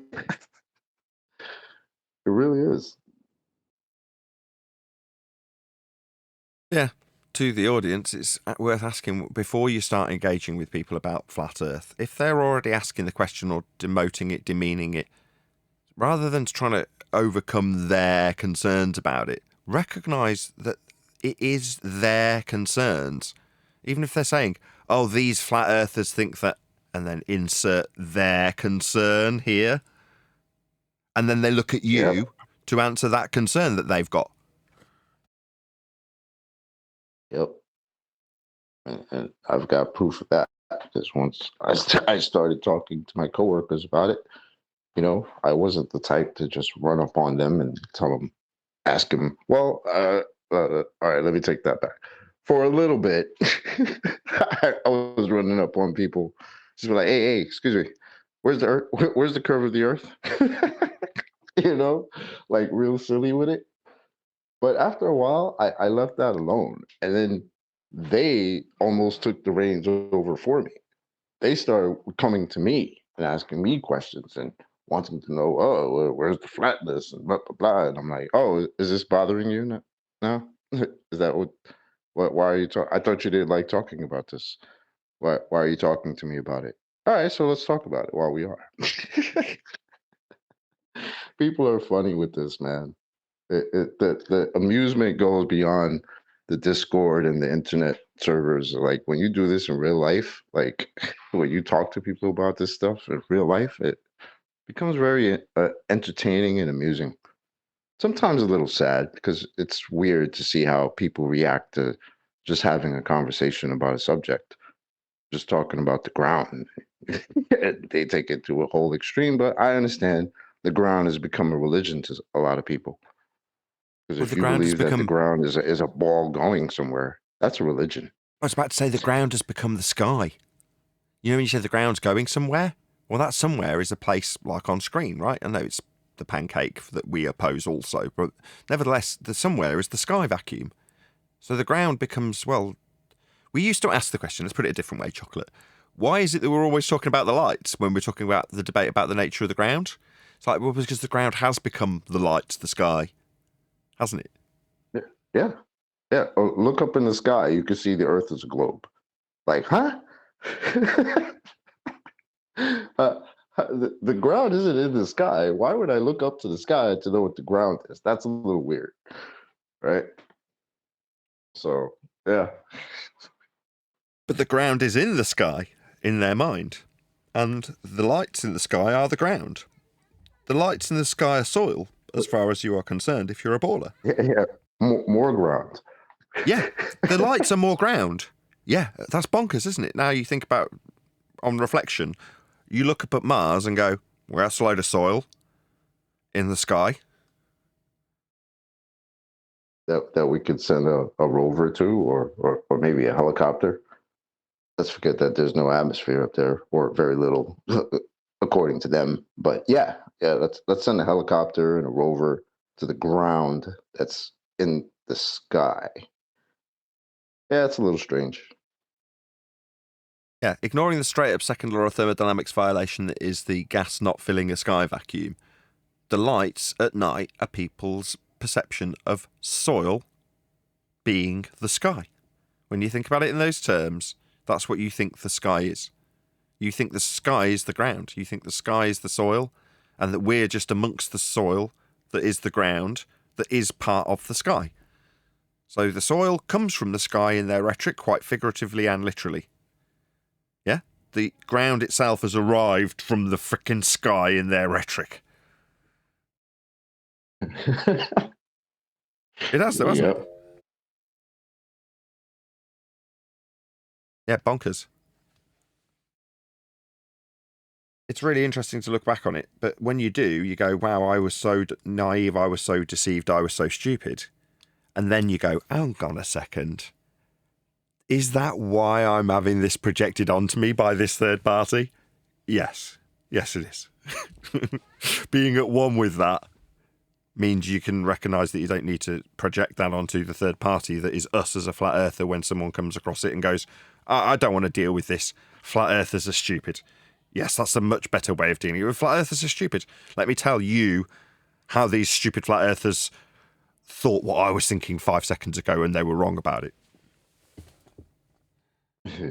Yeah.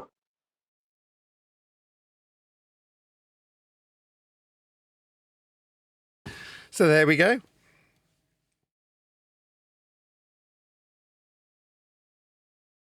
I tried to get my microphone sentence out about 4 times and Eli interrupted it. But after doing a bucket ton of research on microphones, right, what I've found is that there's a certain break point where they become almost worthless because people don't know if they work or not.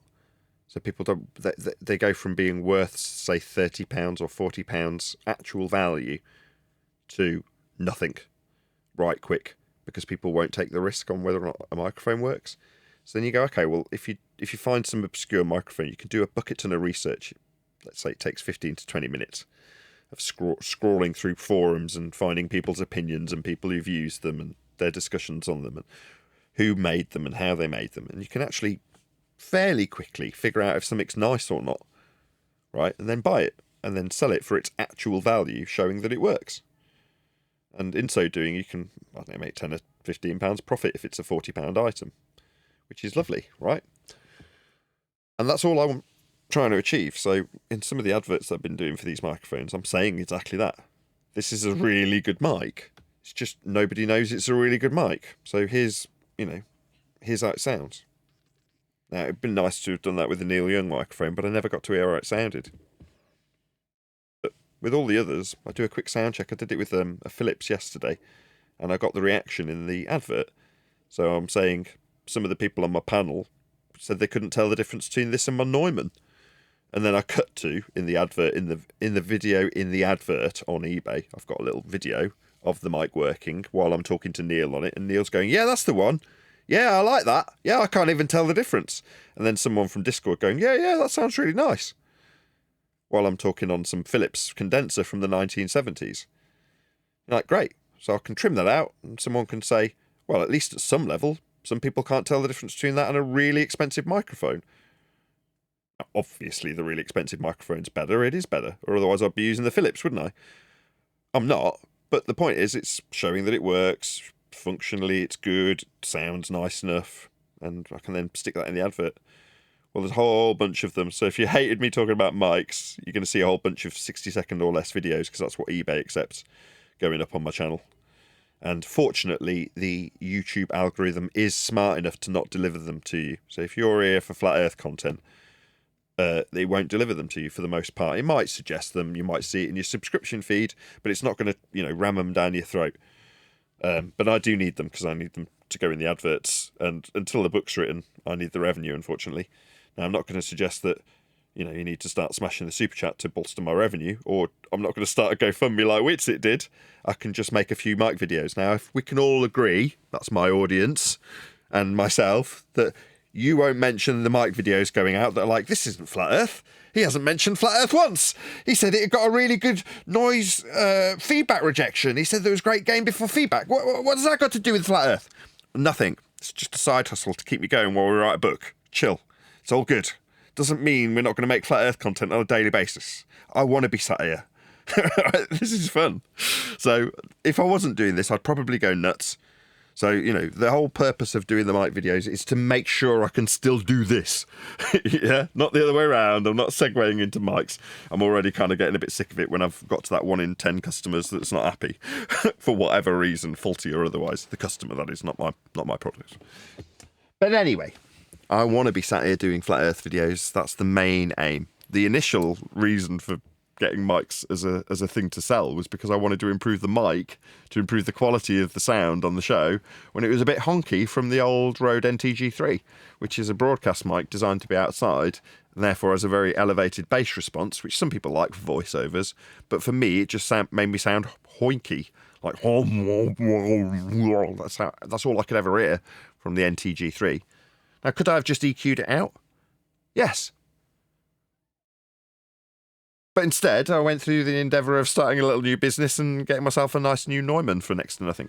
So that's what I've done instead of just putting a little cut in that particular frequency. Because that's what normal people do.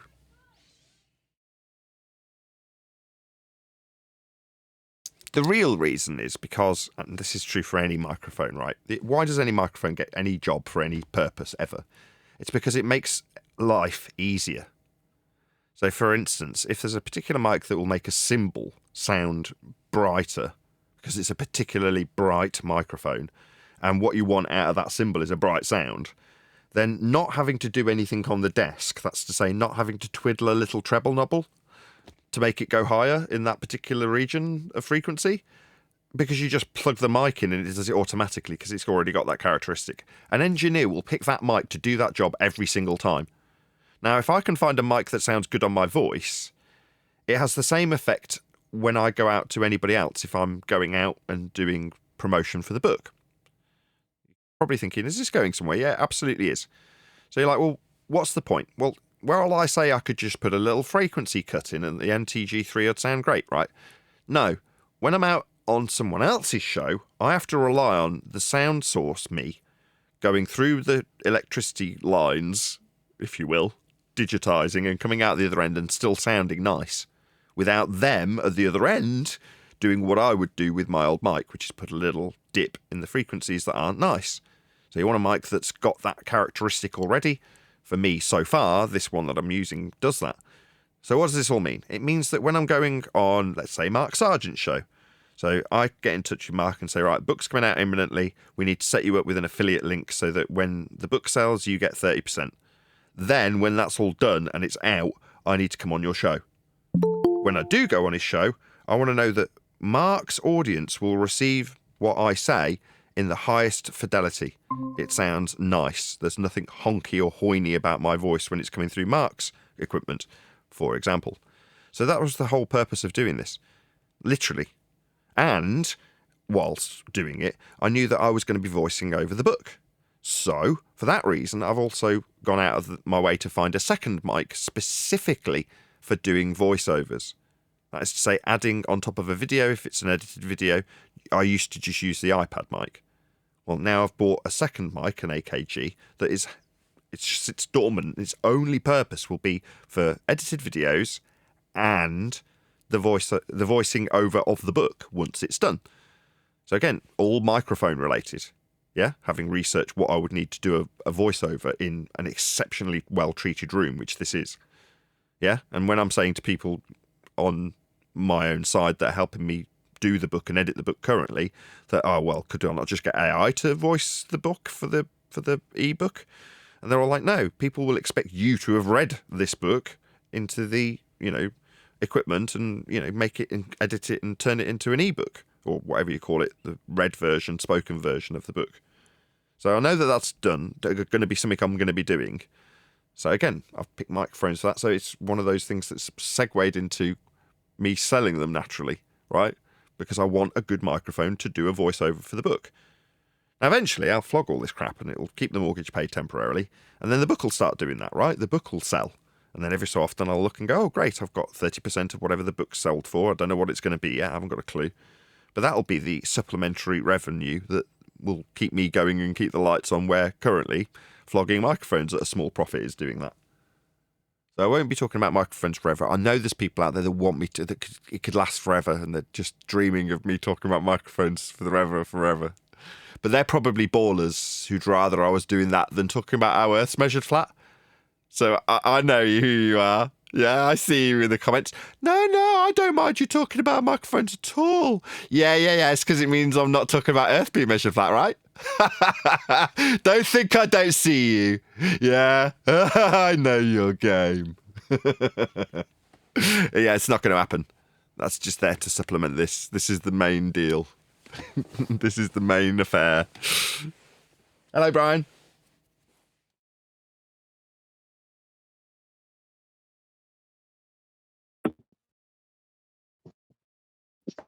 Oh, hello, Nathan. To be sure, I'll be busy for a few minutes here, and then I'll get back to you.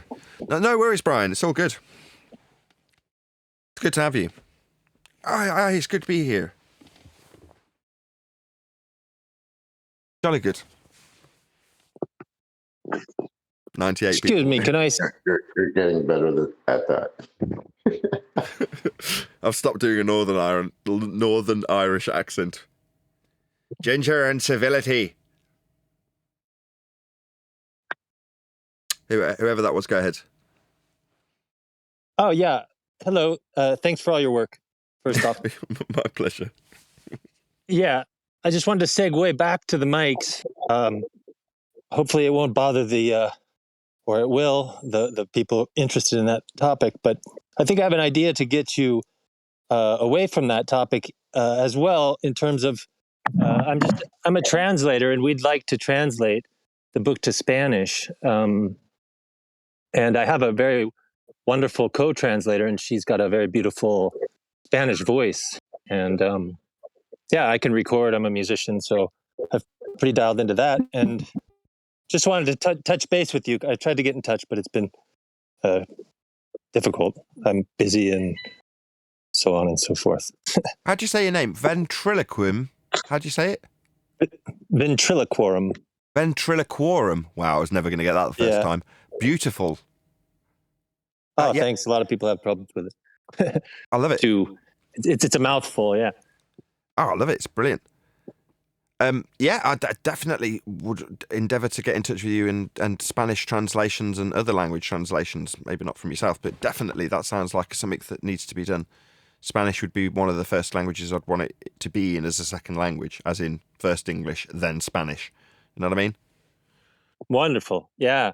Yeah, we'd really love to do it because we're really interested in that. The way you put it and the fact that you're going to be recording it with your voice is really nice as well, because I think you've mentioned you're not quite the writer, you're more the speaker. And so that makes the audio version even more interesting, I think. Yeah, exactly. I mean, if it's got my name in it, I'm on the cover and it's by Nathan Oakley, I should really read it rather than... I did actually initially contact a voice actor and everyone was like, I got a total score. And I'm like, well, I need to find out. I thought I was just going to hand it off to a voice actor. They're like, no, no, you're going to be reading this, I was promptly told. But there we go. Those are the spin-offs, yeah.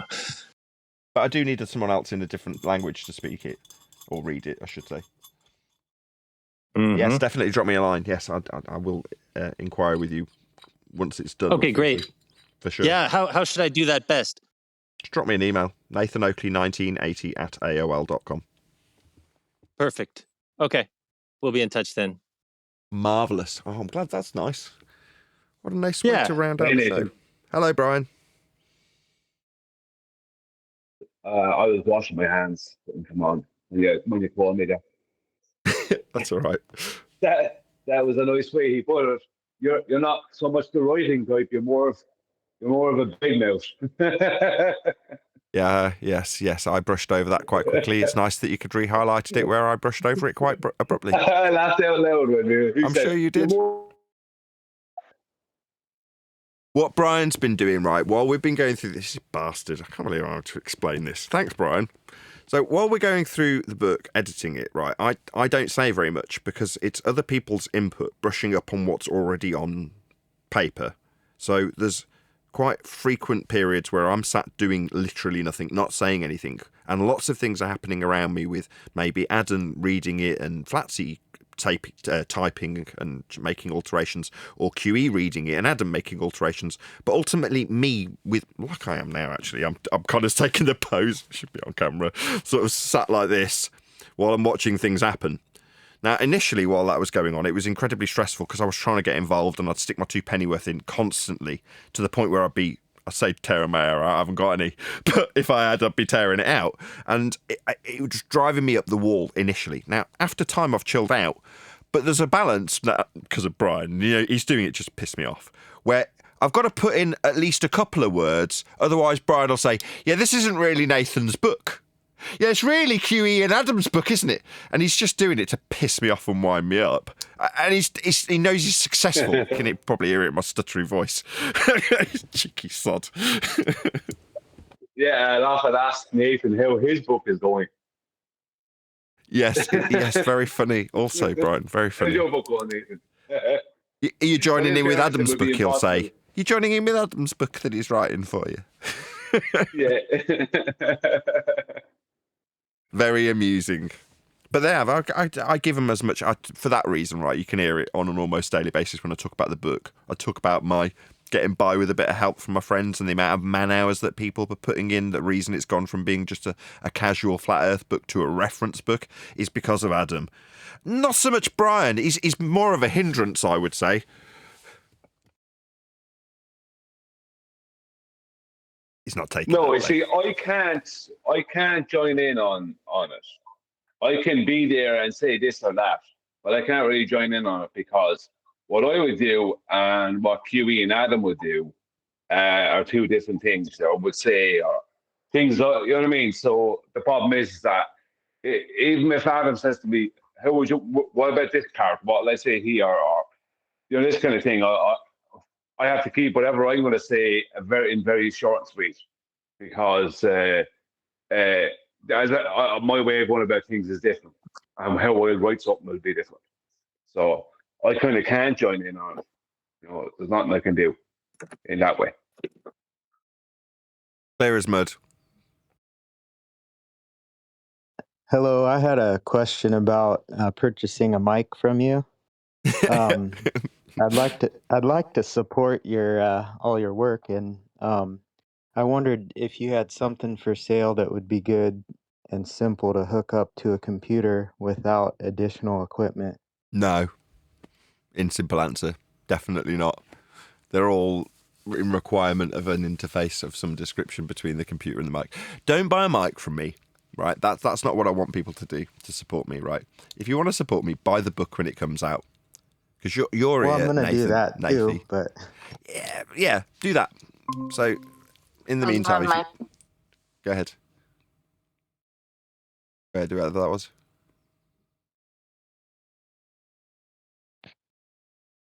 No? Yeah, I mean, would you that's have a very sweet of you. recommendation for a decent mic that was simple to hook up to the computer to use to record? Yeah, I don't have any. You're talking about a USB mic, and I've decided to specialise in more obscure microphones than USB mics. Not to demean anybody who uses a USB mic, they're wonderful. But that's just not what I'm flogging. But that's not what I want from my audience specifically, right? So when I'm putting out videos with the mics and I'm putting out a link with the eBay link to the mic, it's not necessarily because I'm hoping to reach my flat earth audience to sell them a mic. I know that YouTube are smart enough to distribute that to people looking at mics. Therefore, they might be interested in buying a mic. Now, don't get me wrong. If you're genuinely interested in buying a mic, great, wonderful. Go to my eBay store. Everyone buy a mic. Wonderful. That'll be awesome. But that's not the purpose. And me wanting to talk about it on the show is because I'm just doing it. And it's a show that I run. So therefore, you talk about what you're doing. And obviously, if I can intertwine that with the fact that I use a mic and I talk about flat earth through it, it's pretty loose, right? I'll link it back. But it's not for the aim. It's not for the purpose of flogging mics to my flat earth audience. That's not why I'm doing it. Not at all. But I'm smiling because it's really sweet of you to say that. And I appreciate it. And it warms my heart that you'd even say that, right? Yeah? Thank you. I appreciate it. And it is indicative of the type of support I get from the Flat Earth community. I just don't want it to change from, we're supporting you because we really appreciate that you've spent 10 years studying Flat Earth to, what's that? You've spent the last month learning about mics. I'll support. No. That's just keeping the lights on. And my audience, I want them to buy a book. Right, that's what it's for. That's the only reason I'm flogging mics, so that the book hasn't got me. Although Brian does step in because I'm not getting in the way of the process with my stress and frustration with how it's being edited. Right, I'm getting out of the way so that it can go carry along with the polishing process and become the best book ever, ever. Right, I'm not going to intervene with that. With my woes about not being able to pay bills, I can just do something about that that's ancillary to flat earthing. But like I say, the fact that you're part of this community and want to support me in that way is so sweet. It literally warms my heart that you've said that. So thank you. I appreciate the sentiment. Nathan, what's up? Sky, I got two questions for you. go ahead. Okay, one, based on the incident last week, are you going to be going back to that place? Are you going to have your shows on Friday or? Oh, what? By what incident? You mean me using the word nigger repeatedly? 24/7. Yeah. It depends if they'll have me back or not. It's a wake-up call where contextually using it like I just did a moment ago once is just about okay, and using it repeatedly to diffuse someone else's use of it isn't okay. Now, on my own server, I might be able to toe that line and get away with it, but in reality, I can't do that either here because literally only yesterday this server operator told me off also. Subtly, but I still got an ear bending, right? The ear bending being, don't do that here, from the server operator. This is not my server. I don't run it. It's not my rules. And doing that got me in trouble not only on their server, which they may well never have me back on, and I wouldn't blame them, because I've found out subsequently just how big a deal it is from many different people who have informed me in no uncertain terms why my egregious use of that word or my overuse of that word was wholly inappropriate. Now, am I going to apologise for it? Yeah. If somebody is sincerely offended by my use of that word, I will sincerely apologise to them, because my intention isn't to cause offence, it was to diffuse the offence intended by my opponent when playing a soundbite using that word. That was my intention. And I'll explain that to somebody. And if it is required that an apology is needed, I'll give it. Now, if in the case of politics, to answer your question, they say, we don't want you back, I would take that on the chin. I'd say, I understand, and I would accept that. If they have me back, I'll go on bended knee, cap in hand, and apologise profusely for my breaking of their terms of service and hope they'll welcome me back.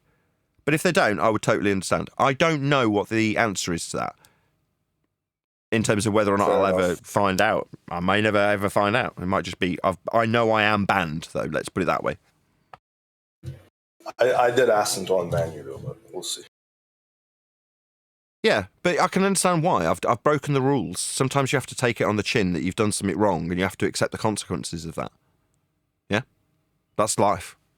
And yeah, you broke the rules, but like the whole thing, like I got it in context, and I wasn't offended at all because I understood exactly what you were doing and why you did it. Because some other idiot came in and did it, and you're just like, oh yeah, that's what we're gonna do, and then that was your response, and to me it was funny, but I can understand why some people might get offended or whatever, but to me it's whatever, man. It's a But they charged really word. like banned you from there for that. It's just like it wasn't just like a one day don't come back. That's the terms of service. Perma ban? That's their terms of service that were broken. So they're well within their rights, totally justifiable for banning me. So you're like, when you say for that, well, what, for a complete violation of the terms of service that I agreed to? Yeah? Yeah. Yeah, the other problem is everyone lives in a different country, right? That's another issue. Yeah. I don't know if it's an issue. They're actually quite black and white with their terms of service. I had to agree to them when I joined their server, like everyone has to here. Right, but in America, we have freedom of speech, whereas in the UK, you guys don't have that. We do have freedom of speech. Of course you don't. Come on. We do. Look at your president. Or your prime minister. He's a tyrant. Okay, the reason you're saying that is because nobody has freedom of speech anymore. Nobody has freedom of speech anymore. The issue with that, the issue of what you did, Nathan, is it's a broader issue. It's about reputation. I mean, the server doesn't want to have the reputation of being a server where people can drop the N-word like that.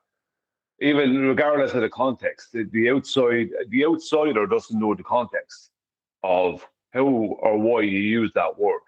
And because you did something most people would not do, even though Chocolate said he didn't find any offence in it, which I knew kind of without even him saying it. I suspected it, and I could say the same to Eli or D Rose. Point is that the reputation of the server, they don't want their reputation being right. Even though it's a Discord thing, they still don't want their reputation being that on that server people use that word. Yep. If you know what I mean. And it's not like, but it was in response. It was in response to something. To somebody who didn't even have the balls to say the word himself. He had to play an audio of somebody saying it. Right? He's like, what? I don't. Yeah, that's true. Like, don't get me wrong, that's totally true. That he played the audio, and that Nathan responded to the audio flippantly. Like, but what can you do? I suppose. No, it wasn't necessarily. I know what you're saying by flippantly, like over the top, and yeah, but it was more that the guy who's using that is using it for the reasons he's succeeded with. Now, me, I was obviously ignorant to those facts when I've responded the way I have.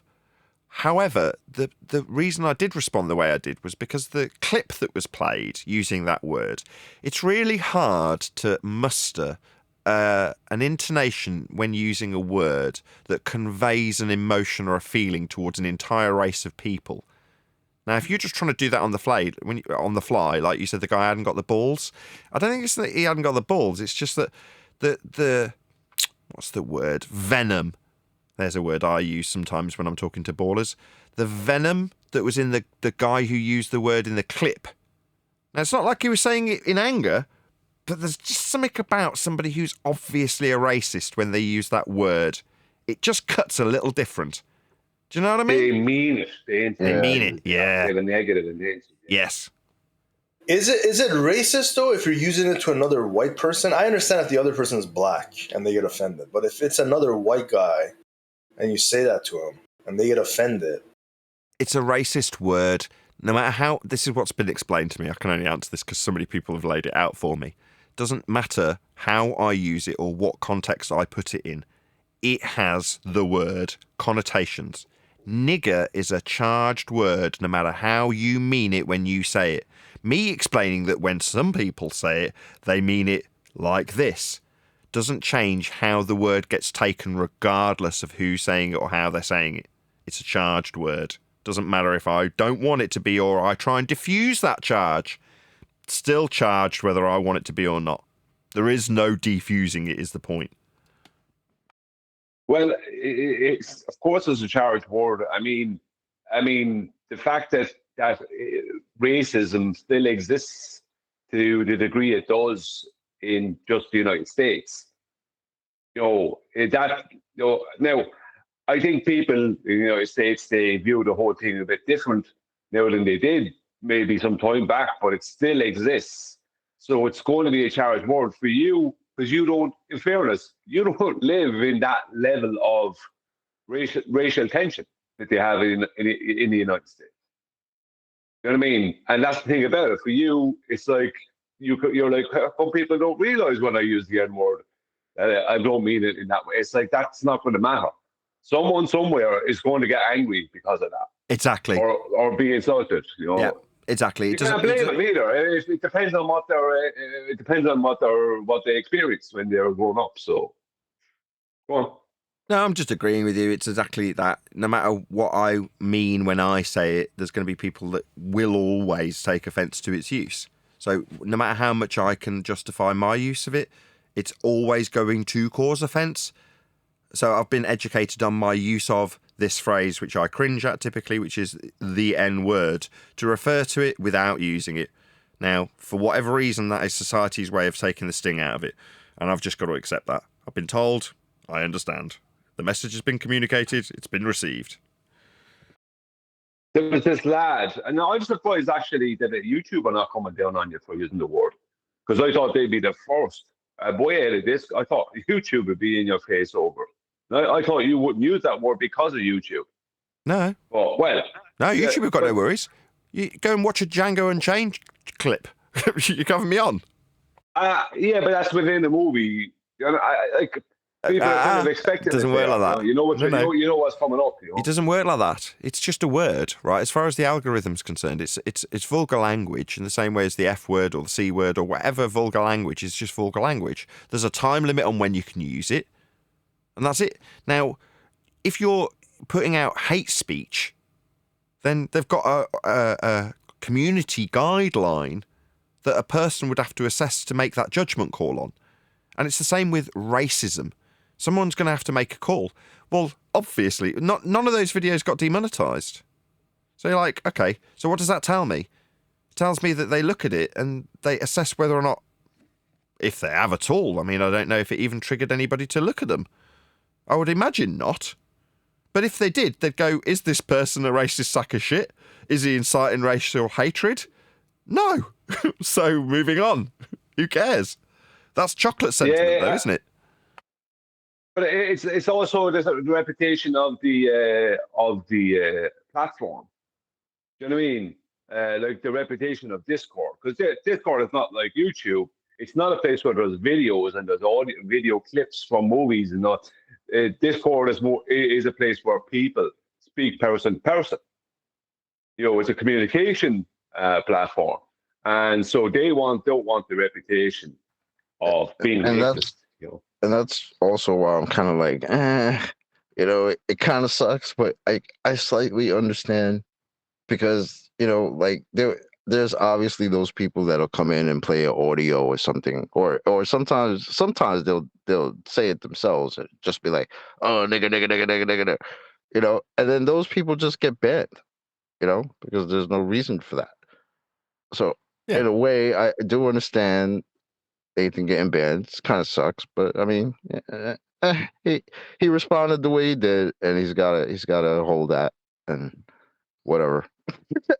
Who asked the question from Discord? Just me personally. I'm like, this is all whatever. But you know, it's a bit of a nothing burger. Different place in my mind. I just want to credit whoever it is that asked from Discord. Who is it that asked that question? Good question. It's on everyone's mind, so you might as well have asked whoever it was. Kudos. Good question. Well phrased. Any other questions in that regard? Feel free, as it's being asked. I don't mind answering if you want to ask anything further in that regard before we round out. No? With that, I will say if you are watching this on either Nathan Oakley 1980 or Nathan Oakley Premiering streams, then stay tuned. There will be an after show to follow. Oh, want better Nathan anyway. You want now? I'm saying the ballers would be happy. That's like the guy who did whatever he did with that audio clip. He got what he wanted, and more than he wanted. He wasn't expecting to get you banned, so he got more than he wanted. So you trying to deal with the problem got you banned, which is what he wasn't expecting that at all. You know what I mean? No. So, but generally speaking, the hope would have been that he played that into the show and I got shut down by YouTube, because the idea is that if you say that word, suddenly the world explodes. You're like, no, not at all. Like I gave with Django Unchained clips as a justifiable, you know, why YouTube couldn't just put the kibosh on the use of the N word constantly. You can't do that because you might end up censoring the world out of existence. Yeah. It's just like on a Friday now, the ballers can go and hang around on politics easier, so they don't have you and the rest of the panel coming in now. You know, I thought it was because you're it's racist. good for them. Say again, Duncan. Sorry, I thought it was because you were racist, Nathan. Well, that is true also, but that's never the real concern when it comes to these things. The fact that I can't stand black people, nobody's even mentioned that.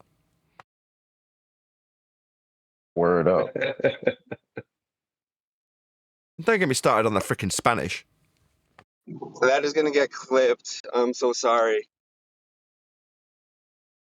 That's not unfamiliar way of behaving, though. That's par for the course in terms of how I talk, generally speaking.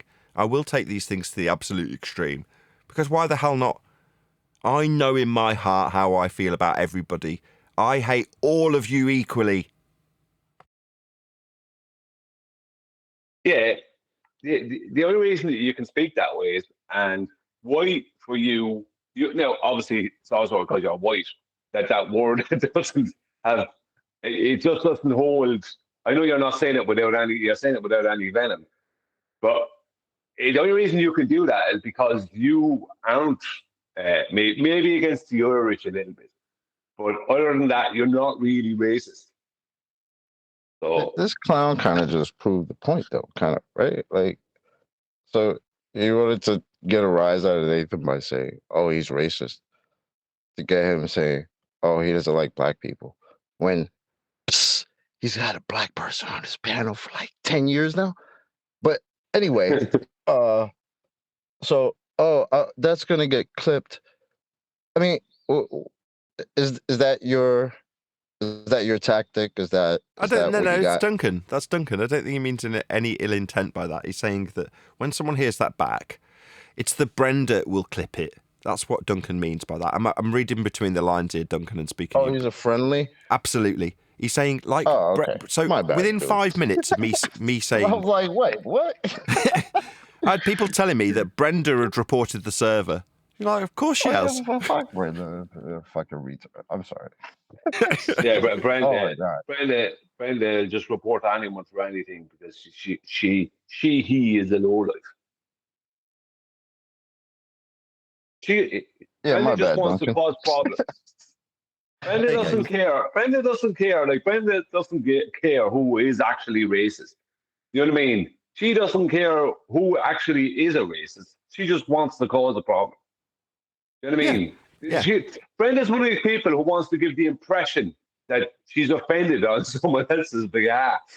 You know what I mean? It's like, you can't be offended on someone else's behalf, number one. Number two, you don't actually care. You're just a troublemaker. Let's be honest. Yes, she's just a troublemaker. And by the same token, I don't know if this is necessarily the case, but Brenda probably appreciates that we don't care that she's transgender. I couldn't give a toss. When you just now described her as a troublemaker, that didn't get associated to her gender, her race, her religion, her status. Couldn't give a crap about any of it in regards to just how she is as a person. A shit. that's got nothing to do with any of those things. Someone's character. Yeah, Someone's character in this arena. And this is probably one of the platforms that's really never come up in response to her. Like there's a platform where she exploded. Literally hear like about that. You're roboting a bit, Chocolate. Yeah, even if you were insulting her there, we can't hear you because you're roboting. You can't call her that, Chocolate. But yeah, I think Chocolate's saying that's never come up and it never would, right? In the same way as, generally speaking, unless it's over the top, over exaggerated for the sake of humour, pointing out somebody's race, gender, whatever. But then there's no disdain in actuality behind that. It's like Brian earlier was like, well, maybe for the Irish. That in and of itself, Brian knows I've got nothing against the Irish, couldn't give a toss, means nothing. But it's just a funny aside between Brian and I to highlight that in a humorous way. Well, maybe I've got some insincerity against the Irish. It's an aside that makes the point, right? Well, no, I've got nothing against the Irish. No, I've got nothing against Spanish. Got nothing against blacks. Got nothing against Spanish. Got nothing against anybody, right? Same goes for glurfs, right? Half the time when I'm complimenting people, give me crap for this, right? I'll say, I wish you every success as a YouTuber when I'm talking about the glurf opponents. They're like, why'd you do that? I'm like, because they're just another fellow human being, right? Their pain is their pain. The fact that they're projecting it onto me as I'm now describing it currently is like, that's their issue. Why would I want to become them and project it back onto them? Because I'm, fearful of them and their projection onto me? Round and round it goes as we all abuse each other. Sod that. Just step back and take the piss out of it. Bloody Irish. Well, I've dealt with on the opposing side, a couple of Irish lads on the opposing side. And when push came to shove, they were just as dishonest as the rest of them. Of course. When push came to shove, they couldn't concede. It's just like, So it has nothing to do with where you're from. I know everyone is from somewhere and is something, but it has nothing to do with that. It's got to do with you and your character. That's all that matters in this arena. Nobody, other than that, there's a few sayings, right? It's irrelevant. There's a few Honestly, sayings I that gotta everyone will say, be familiar with. Hold on, let me just get these out, right? Just one thing, right? There's a couple of sayings, right? People are strange. Now, in Britain, mainly in the north, there's now as queer as folk, right? People are all weird. They're all messed up and weird. Now, that's unilaterally true for everyone without exception. But people want to project their messed up nature onto something they can stereotype. Now, that gets out of hand, and then you have racism against blacks, in this case, then societally deemed inappropriate with a certain word, when used condemned for societal reasons of bullying by people like Brenda, who wants to bully us. It's a weird old world, but that's how it all ticks. You just have to understand that. And then laugh at it. Because what else can you do? Literally, what else can you do? You can't stop people being racist. You can't stop people being hateful. Go on, Chocolate. Yeah, go on, Chocolate. You're black. You can have an opinion on this. Oh, thank you. I was just gonna say that He said you can have an opinion. Are you giving him permission to have an opinion? That's racist. What the hell was I gonna say? No, I was gonna give you props for what you said before, because about how you wish these guys, even the Globers that we listen to, or you might have the illest critique of them, but then you'll wish them well as a YouTuber. I gotta give you props for that, because I don't think many of them would do the same, and that's a little different in this arena that we're in, because I don't hear people doing that. I would think most of the Globers would wish your channel to shut down. I mean, look how long they've been trying to shut us down. And what was Shut your channel is shut. yeah, that. But that's more a reflection on them, wouldn't you say? Yeah, I'm just saying that's pretty big of you. That's pretty dope. I mean it. I wish them every success as YouTubers. Right, with that hat on, you're just like, man, yeah, it's hard being a YouTuber.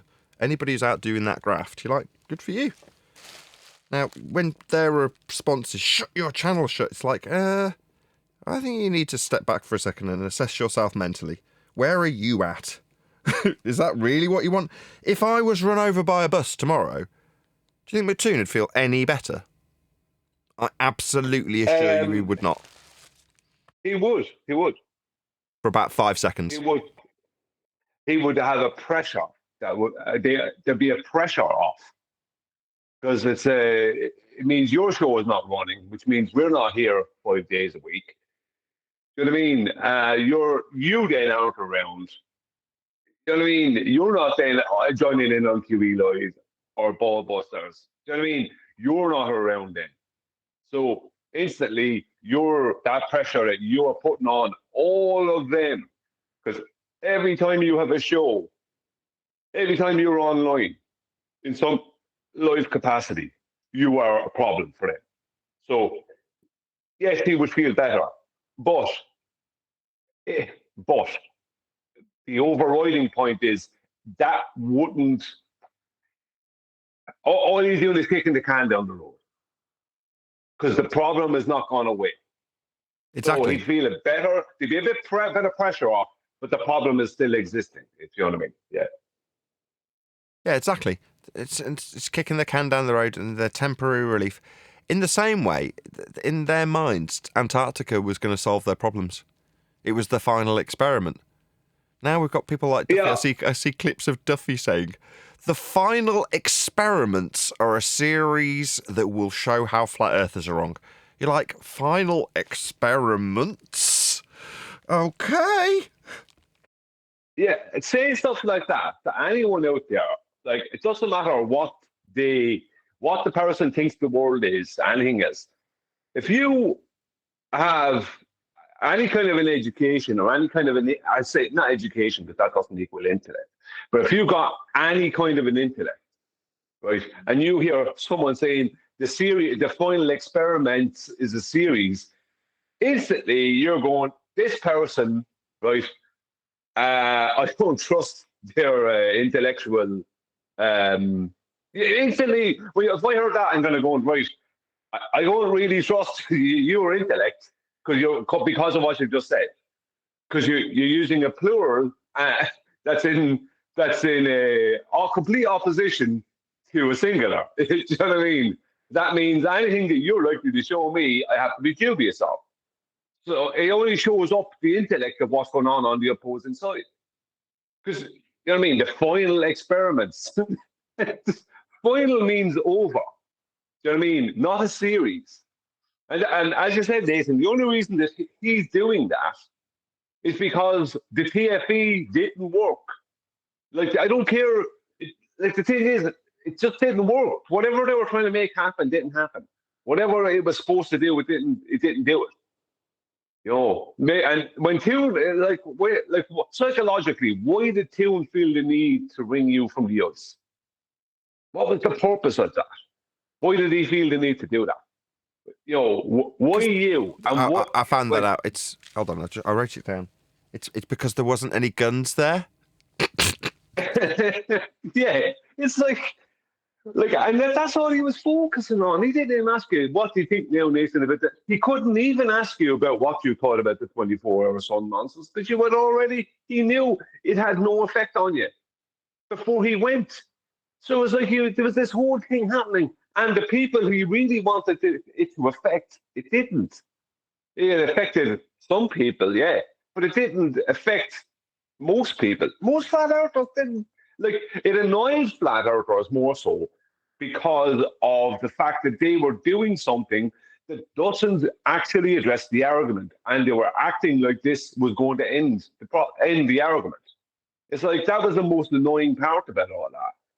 You know, it's like flat earthers were furious because you're doing this thing that you've already been told doesn't. You know what I mean? This thing you're doing, no matter what you see, it doesn't determine the geometry of the world we live in. And on. And you're acting like this ends the argument. Like, I mean, it's like, and for me, the most annoying part for me was the way they were trying to hand wave away 10 years of destruction out of our hands. You know, that annoyed me. Because, like, it was an annoyance, and it annoyed people as opposed to it made people go, we were all wrong. You know, because let me tell you, they would have no mercy on you. If we were shown to be wrong, not that we can be, but if we were shown to be wrong, like, they'd have no mercy, the opposing side. Anyone thinks they'd have mercy, they won't have. You know, they won't have mercy. They'll load that up forever. I mean, because if they don't have humility now, how are they going to have mercy at that point? You can't not have humility and then suddenly have mercy. If you have humility, you understand to have mercy when the time is right. When you understand to have humility at the right time, you understand to have mercy at the right time. They don't understand to have humility. So when it comes to having mercy, they won't have that either. So I don't know. I'm kind of gone off rambling a bit here, but not at all. Absolutely couldn't believe. You demean your own point when you're making the most pertinent points ever. Yeah, I absolutely agree with you. That's their lack of mercy. Yeah, well, that's what I think. They've demonstrated it in the process. Just him calling, right? He's not humble. That's him wanting to chastise me because he's seen the sun. Because in his mind, that ends the argument. Therefore, he's got to tell me that to confirm that it did actually end the argument. And what did I do? Divert to measurements. Yeah. You're red herring away with measurements of the earth. Yeah. See, this is when I have to say it. Shout out to Mr. Cheswick. Like, straight away within 24 hours, that song was out. That ended it. I mean, I think Mr. Cheswick's song, right, absolutely ended the TFE. Whatever oomph it could have had, was ended by Mr. Cheswick. Yeah, he He turned it into a total joke. Now that joke gets played regularly on Ballbusters Weekly or bi-weekly.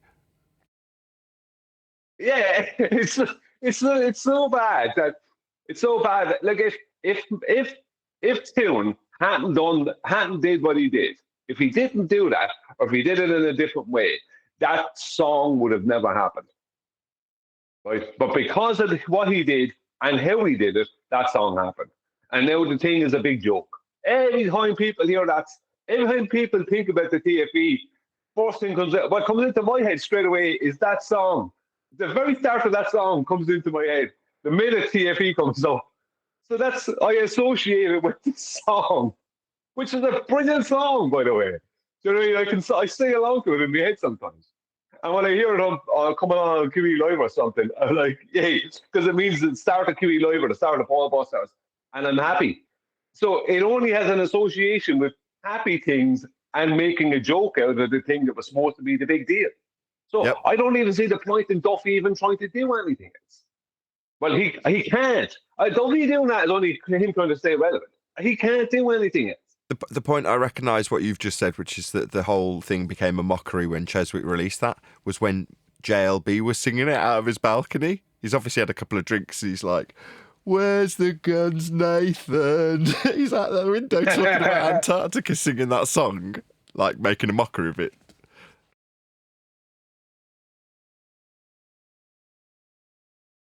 Yeah, as I said, when I hear that song, I'm happy. Mr. Cheswick, you know, because it's that kind of Mr. Cheswick is a scouser, right? And I say this to people, but people don't really understand that the Scousers, in my opinion, are the world's best of all time at taking the piss. Right? They are the best at getting smart. Right?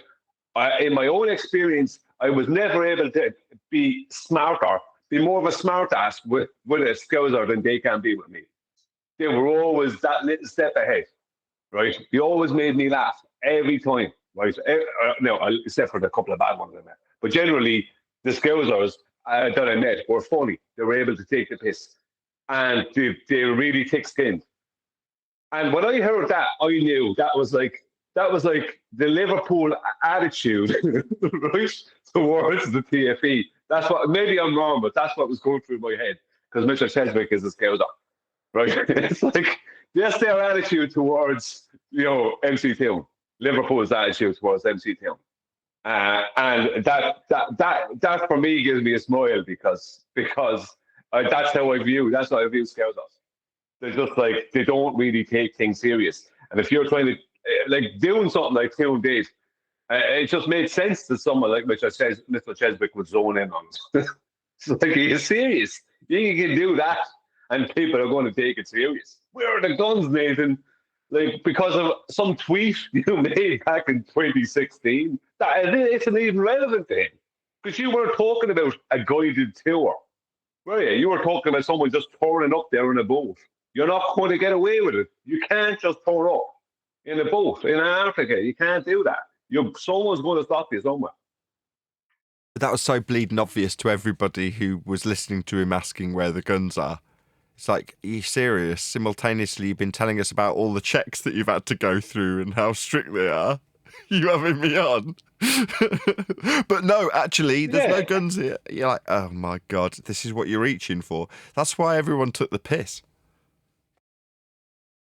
Yeah, it's ridiculous because even some years ago, I think it was around 2017? One of the flat earthers, I can't remember who it was, but it was someone we'd all know the name of. It could have been Mark Knight, Wakey, could have been him, that went through the process, or it could have been Taboo Conspiracy actually, went through the process of investigating the Antarctic Treaty and what you must go through to go to Antarctica, right? And you could spend as an everyday person, right, who wants to just go there and explore. You could spend up to $500,000 to $1 million in US dollars or whatever, to go through the application processes because you have to apply to go through so much red tape with different countries, and even then, you might get turned down. And if you don't get turned down, you're left in a situation where you can be on the ice, right, in Antarctica, but you can't even have a sled dog. You can't have a sled dog even with you. So you can't. How much exploration are you going to do? How much can you pull with you on a sled? How long is that going to last before you have to turn around and come back? Before you're halfway through your rations. What are you going to explore? The place is there's probably such a big expanse of ice there that anyone walking, if there's anything other than ice there, anyone walking is not going to get there's so far you can walk. How far can you walk in low temperatures, even in the summertime there? On the ice shelf itself, they say it gets to minus 30 in the summertime, and up to minus 80 and 90 in almost minus 90 in the worst conditions in the wintertime. But an average of minus 50 in the wintertime, an average of minus 25 or 30 in the summertime. How far are you going to go with your sled? You're not going to go anywhere. What is the point? They make it a pointless endeavor. So McToon or MC Toon saying, where is the guns? Because you said you could turn away at gunpoint. If you decide to just go there with your stuff and you're going to put jeeps and stuff up on the ice or whatever you're going to do, you're not going to just get away with that. You will be stopped. There will be some military personnel, and there was some wealthy guy who was stopped at gunpoint in the past couple of years. Twice he tried to go there. Some guy, a wealthy guy who was a flat earther and wanted to go there, and he was stopped in his yachts or boats or something, an explorer boat, sorry, not yacht, but an explorer type boat, an explorer yacht, and he was stopped. And I think he got stuff taken off of him and he never got it back or something. The Globebusters have more information on that stuff.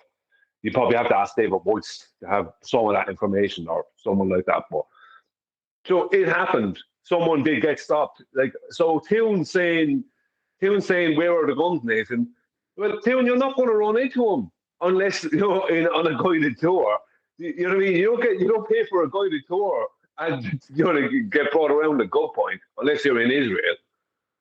You know what I mean? Give me a break. That's not what happens. So it's ridiculous that he even did that. And he had to focus on a tweet from 2016. It was only bound to fail. So I'm rambling again, sorry. That guns nonsense backfired very badly. Yeah, because anyone asks you where are the guns, it's so sarcastic now. You know what I mean?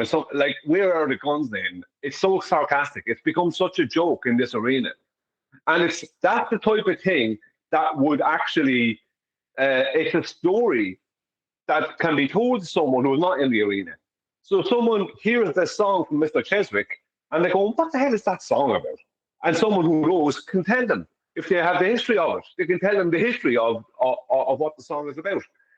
And straight away, people would understand it. And they go, what? And they're going to laugh when they see the clip within the video and they hear the clip, or especially if they can see it as well, within the video of MC Toon calling you from the ice. And any everyday person is going to laugh at that, even if they don't know what's going on here, because it's obvious that the song is taking the piss out of Toon and what he's doing. So it's like capturing a lot of history in one little song. That kind of thing. This is where they got to. This is what they had to do. We told them there's no point. It doesn't prove anything, and they did it anyway. And this is how it ended up from. Do you know what I mean? And they ended up focusing on a tweet from 2016 that isn't untrue. They just had to take it out of context. Look, that's all that happens in this arena, isn't it? They can't address the real issues on our opposing side. Our opposing side can't address the real issues, so they want to focus on taking something you did say and rewording it to make it or leave stuff out or add stuff in to make it sound like it's different. The meaning was different than it was. You know, they never thought. You can go to my channel now. There's comments I guarantee you that have been put up in the past 2 hours on my latest couple of videos, past 2 videos. Loads of comments that aren't really addressing anything. You know what I mean? There's nothing happening. It's or somebody who's taking something I said out of context, or you know what I mean, saying Brian said this or Brian said that when he never said it. You know, misquoting you. You know, making up straw man arguments is everything and anything but addressing the topic. You know what I mean? So that's what it always is with them. So that there was once again like Toon not addressing the topic. Like the topic was you're saying that you're going to be met at gunpoint in 2016 because that's what will happen. If you try and just go there, eventually someone's going to stick a gun in your face if you keep persisting. That's what's going to happen. You're going to be told, go away. And, you know, that's if you're lucky. If you're lucky. Because if you're unlucky, they'll just shoot you and say you fell overboard. You know what I mean? Go away. You will get the message. That's the way it is. You know, there's a reason. There is a good reason. I don't know what that reason is, but there is a good reason for why the Antarctic Treaty exists.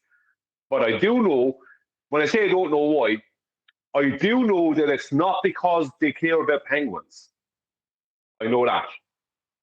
So, because they don't care about penguins or anything else, the very same people who claim to care about penguins. So whatever reason it is that they're making a big deal out of Antarctica, it has nothing to do with penguins. That's just a slap in the face for anyone who knows they don't care about penguins. Yeah, but sometimes it backfires so beautifully that it can be easily explained to an onlooker in terms of the humiliation that is that type of assertion, just to get one over on the opponent. But it makes, in this case, Toon look terrible. And it's embarrassing. You know, occasionally it backfires badly. Sometimes it doesn't. Most of the time it doesn't. And when he's probably... Go on. Sorry. It's all right, you're good. I was just saying he probably faced a lot of aggression on his own side after that, because that was a kind of I don't know what he thought he was doing, but I mean, people on his own side would like if I was focused on the TFE being something and I was a baller, and then he did that, and now there's and within a day there's a Mr. Cheswick song, it's like I would be very unhappy about that, because he's after creating a situation where the whole thing has become a farce. Not that it was to be taken serious in any great way in the first place, but any like whether they saw a 24-hour sun or not didn't matter at that point. It's like it's a joke. It's become a joke, and so the focus is now on the song and the stupid thing that Toon did, not on that's always first. That's always the primary. The secondary is always the footage or the thing or whatever. The primary is Toon's phone call to you. That's the primary. I think, well, for me anyway, when I think about the thing, that's the first thing comes to mind. It's historic. The historic part is not whatever McKeegan's footage is. The historic part is what Toon did. So now in history, the focus in history is on what Toon did and not on, you know what I mean? Not on, it's like... it's a bit like, I don't know if I could give it a historic equivalence. You probably could think of a barrel one, Nathan. I was thinking of something. I can't give it a historic equivalence. Maybe there isn't too many, but you know, the focus is on what they didn't want it to be on, basically. You know, historically.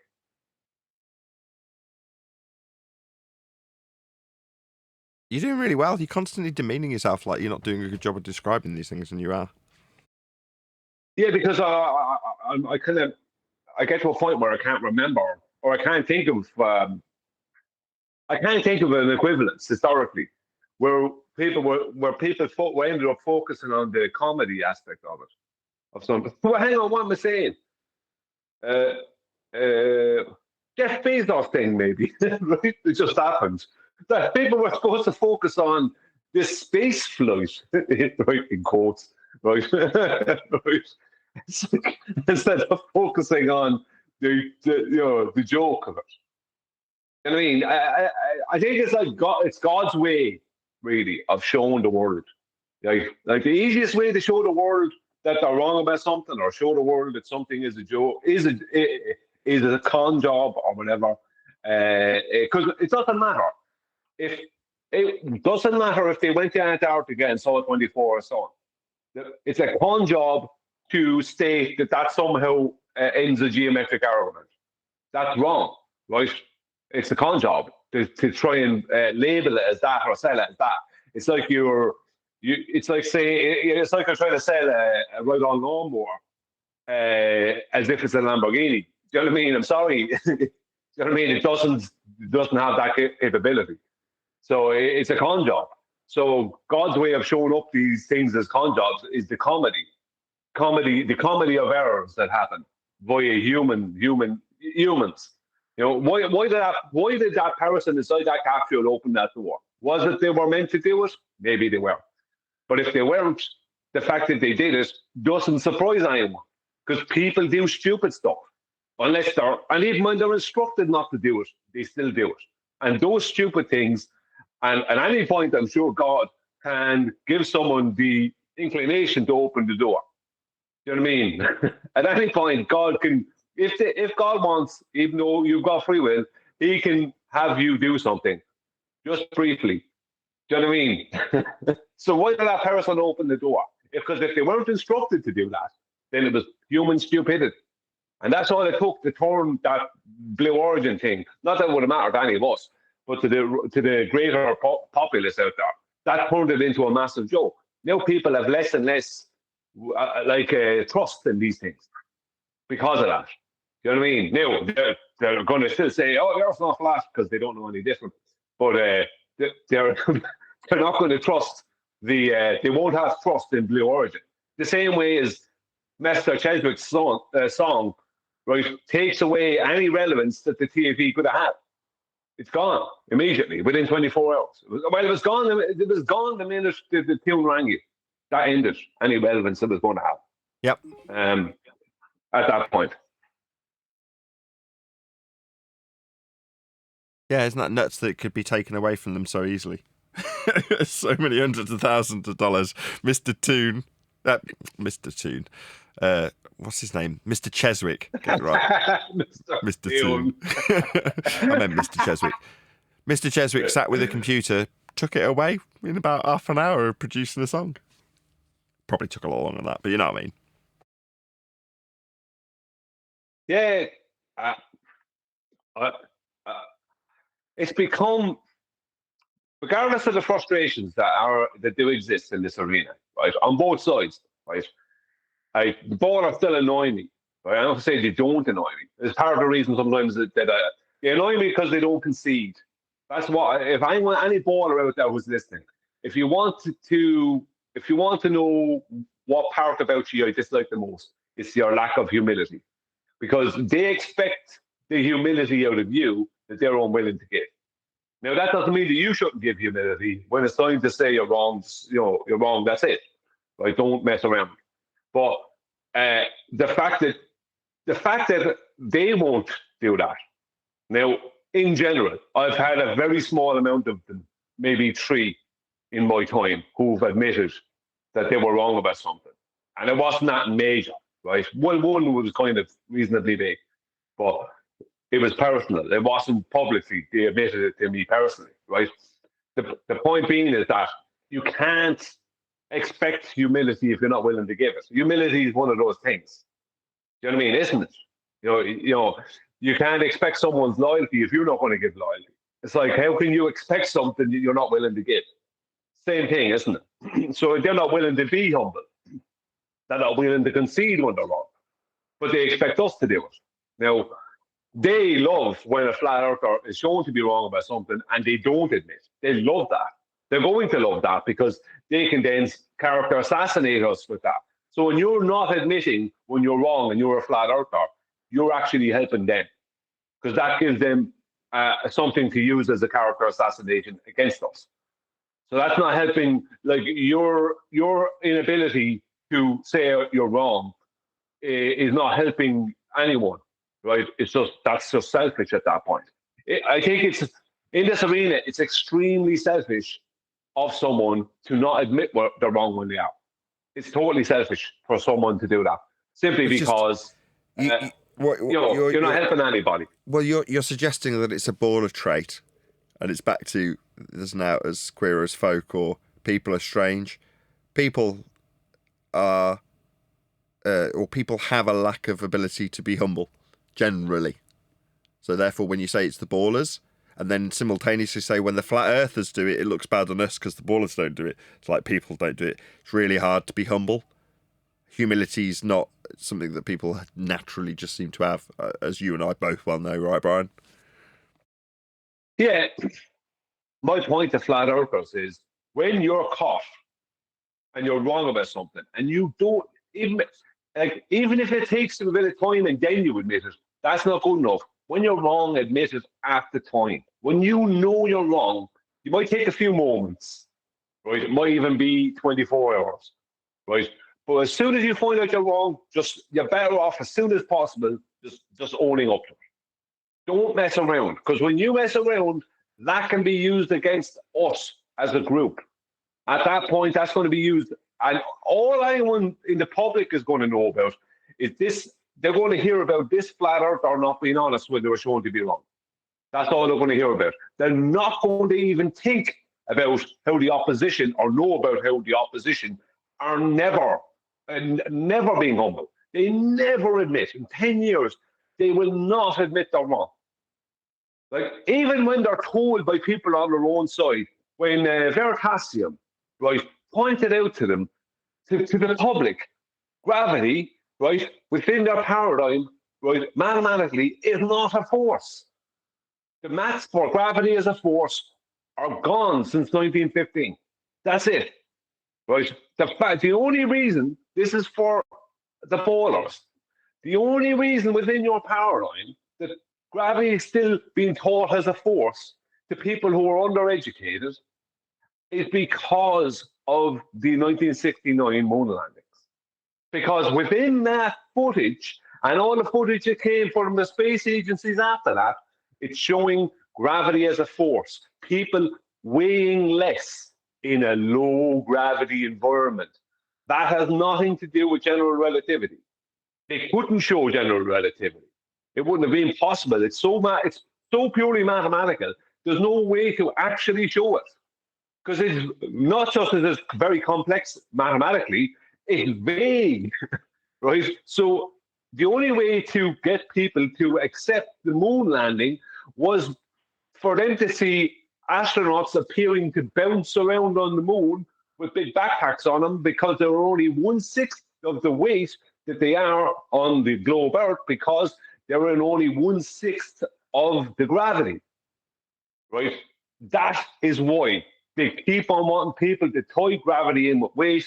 And that way, when they see one of these videos, right, of a space agency video, and people are floating or whatever, that instantly means straight away that is supporting the idea of gravity as a force, and that means gravity as an existing thing.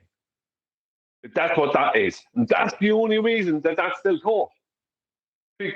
But when it comes down to the maths of the heliocentric paradigm in general, gravity as a force was thrown out, including by Einstein, or including anything to do with supposed things falling. They're not falling within that mass. The Earth is coming up to meet the object. The phone is not falling down. The phone doesn't have weight within Einstein's maths. Do you know what I mean? There is no weight. There's no weight. Gravity is nothing to do with weight. It's only purely an apparent thing. But they needed people to believe that the moon landing was actually happening. The best way to do that is to give people something to focus on that, that's easy to understand, which was a force of gravity. That's the only reason that that's still taught. But now they have to keep teaching that rubbish to people because they keep on having to come out with these videos of people floating around in a heliocentric outer space. So they have to keep, you know what I mean, teaching people gravity is a force. But now it's getting really convoluted, where they're trying to change what kind of force it is.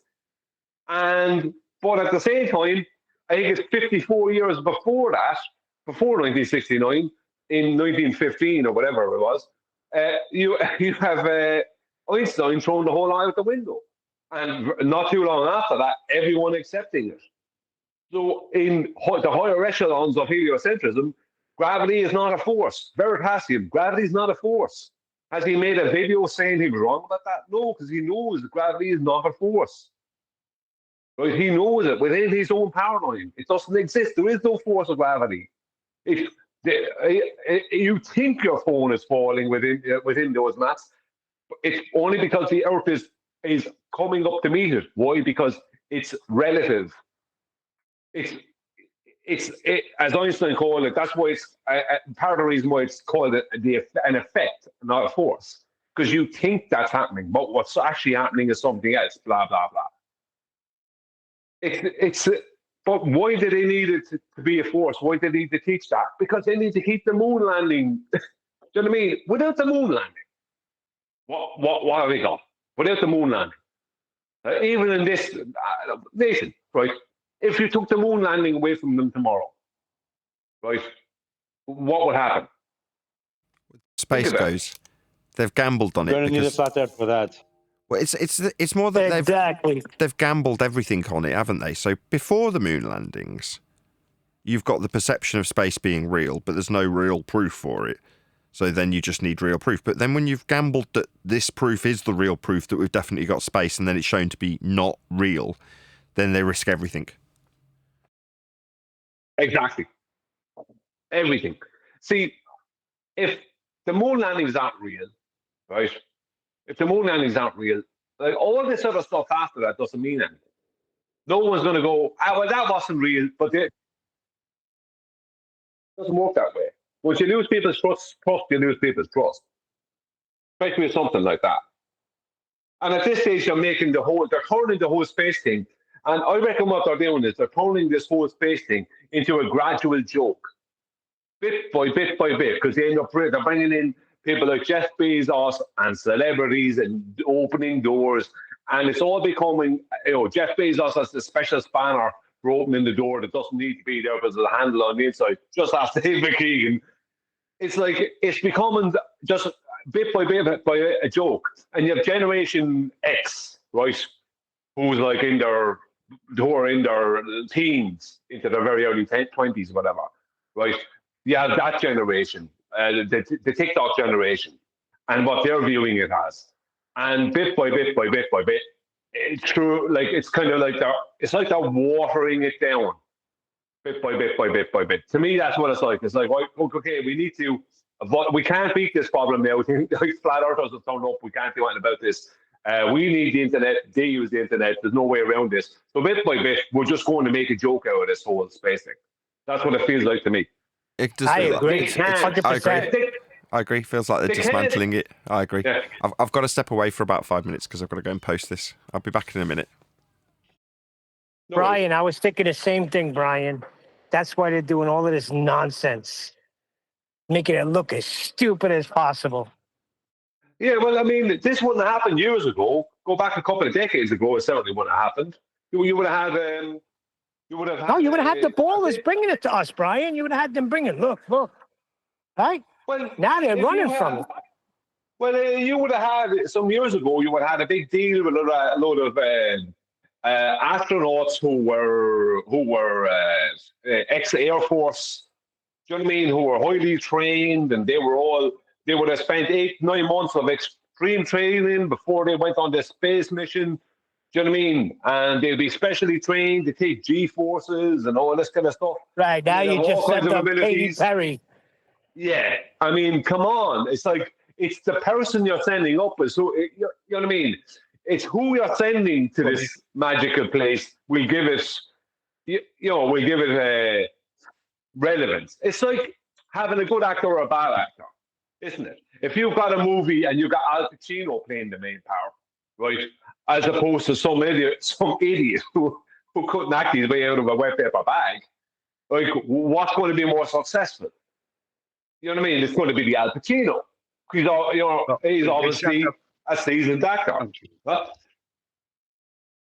What about William Someone's Shatner? He was 90 years old, and they sent him up there. He's not an astronaut. Like, can you imagine an old guy like that taking one of those flights? Yeah, exactly. No, he was Yeah, William Shatner. There you said. You're going to need a flat earth for that.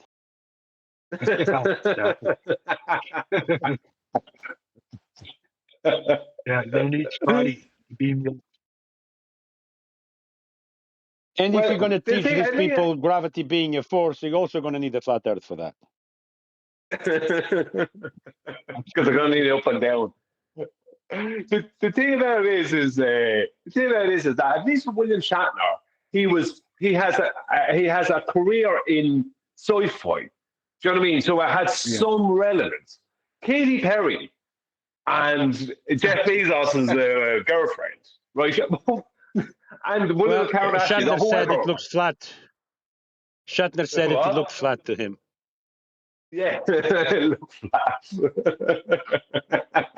Katie's artificial breasts were floating. Yeah, see, that's another thing. It's like, like you can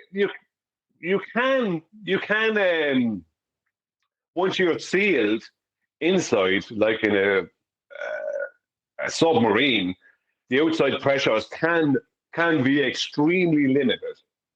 But like not without, you can't send a group of women just up in a capsule like that without any training. You can't do that. Do you know what I mean? It doesn't work that way.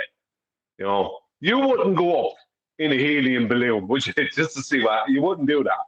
You'd have to train at something. You know, that's not something. There'd be a load of fear.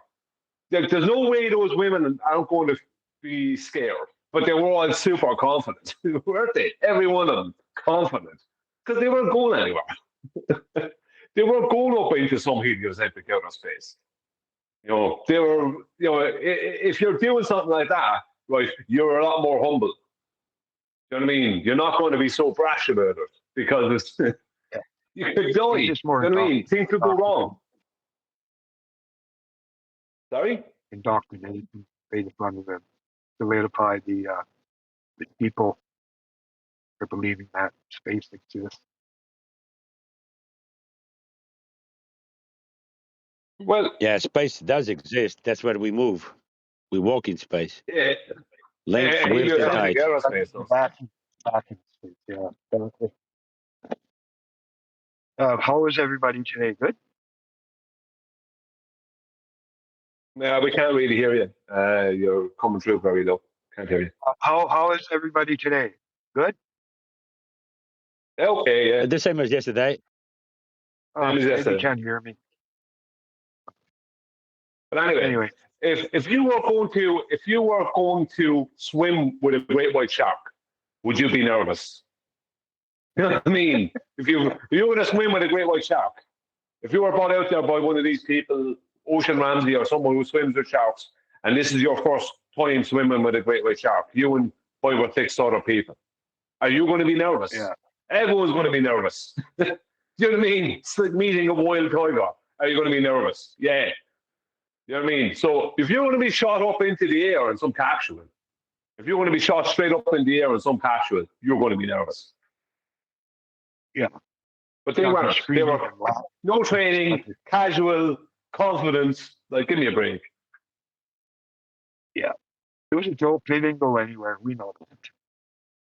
Can't hear you. Your Same mic thing is if too you're bad. walking. Can't If you're hear you. walking on the beach and next to you there's a great white shark on the beach on the sand, he's going to be scared of you. Yeah, well, if he's stuck on the beach, yeah, exactly, because he's now in the position you'd be in if you're in the water.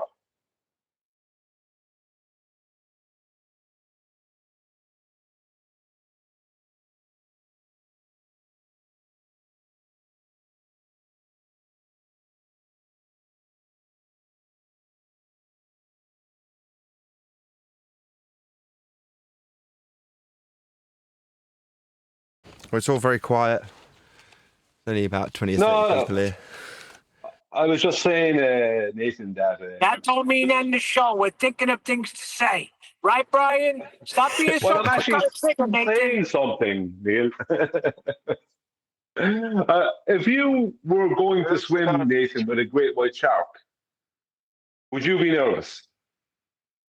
Yeah, You'll yeah, be brought out in probably. the cage, to get out of the cage and actually swim, not be in the cage now, get out of the cage. You're going to be nervous, aren't you? Very, yeah. Yeah, right. If you had to sit in the passenger seat of a rally car, right, while it goes around, not when it's in a race, but just when it goes, you're going to be nervous. Rally car could be doing 150 miles an hour sometimes or something like that. You're going to be nervous, right? Because you're going to be, if you're someone who hasn't never gone at speeds around that, you're going to be nervous. But even at that doesn't equal a great white shark, right? Because the great white shark is totally unknown. You don't know what the shark is going to decide to do. So if you're going to be shot directly up in the air in some capsule, if you're going to be shot directly up in the air in some capsule and that's connected to some big rocket, and you're then going to release from the rocket and be up in some place that you don't know if you're going to come back from, are you going to be nervous? Or if the door could open from the inside, you're going to be nervous, aren't you? Now, none of those people. Come on, Brian. They were desperate for a wee. That's why.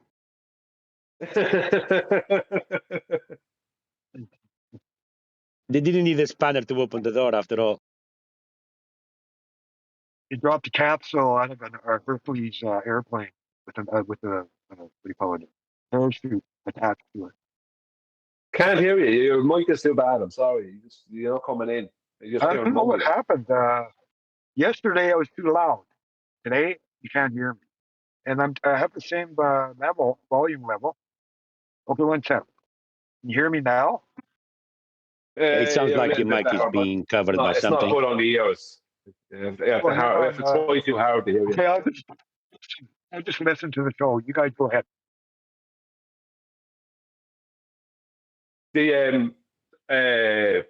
What was I going to say about that Blue Origin thing? Oh, I don't know, but you pretty much said everything about everything else. I'm sure you'll think of something. That's good. Well, why don't you take over from me now that you've joined in? Nothing. Well, I'll go back to talking then. Brian, just turn the disc around, side B now. Side B, yeah, put on side B. That's a good one. Yeah, well, the point being is that nobody's going to go up in that thing and not be nervous, right? There's no way around that. Yeah, right? If you were really doing it, if it was really real, you're going to be nervous, right? Now they weren't nervous, and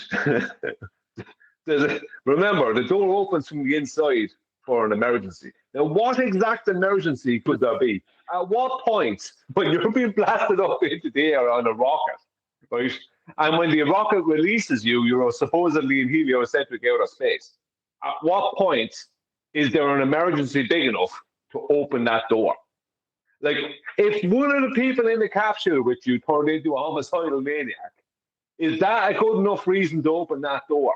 No. There is no emergency, right, other than the only time to open that door, right, is when you're back on the ground or in the ocean.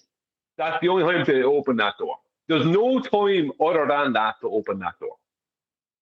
No time other than that. So I don't know. You know what I mean? Why would you have an emergency opening on the inside?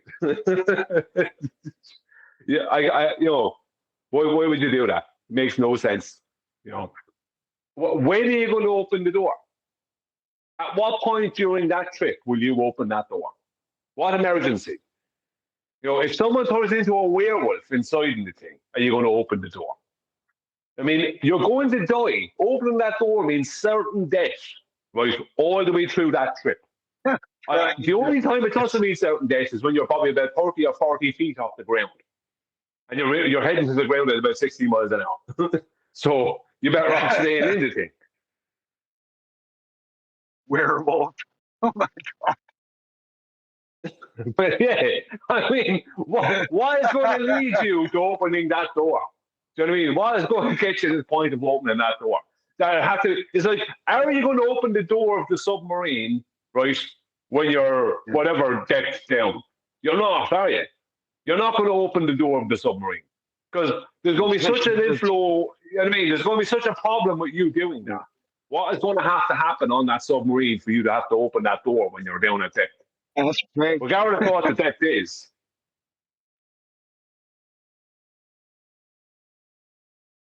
And even that is not equivalent. Oh, sorry. Sorry about that. Go on, who's talking? Can you hear me yet or no? No, it's just still bad. I told you, your mic is still bad. Can't hear you. You're coming in really bad. Okay. I'm signing off. Cheers. Yeah. But if you're in a submarine and if you decide to open to the outside and you're at depth, if you're like 60 feet down, a lot of submarines only travel at most at 60 feet down. They don't travel at great depths below the water. They just need to be out of the sight line of ships, right? The point being is that even if it's 60 foot, right, if you open that hatch, there's going to be such an inflow of water and the pressure is going to be there also that when you're trying to get out of that submarine, the submarine itself will be sinking as you're doing that. So it could be at 80 foot down by the time you get out, or maybe more.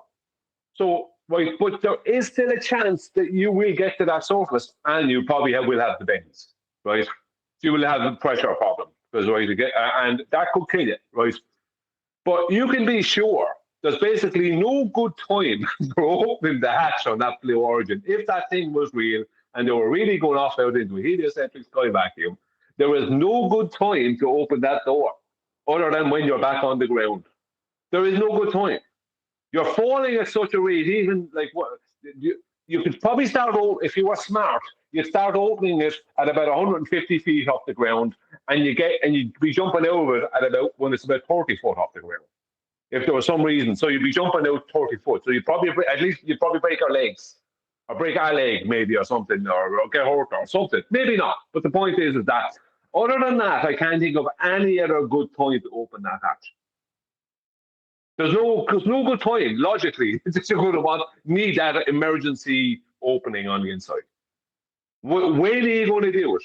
Outside of the scenario I just gave, give me another time, any of you, when you're going to open that hatch under the circumstances they're claiming that was happening.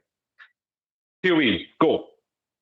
Well, I was going to go first. I was just going to say, surely it would be a better idea to have sort of maybe like a special mechanism that could only be opened by the outside with maybe a special key or something, like a special handle. I don't know. I'm just thinking out the top of my head.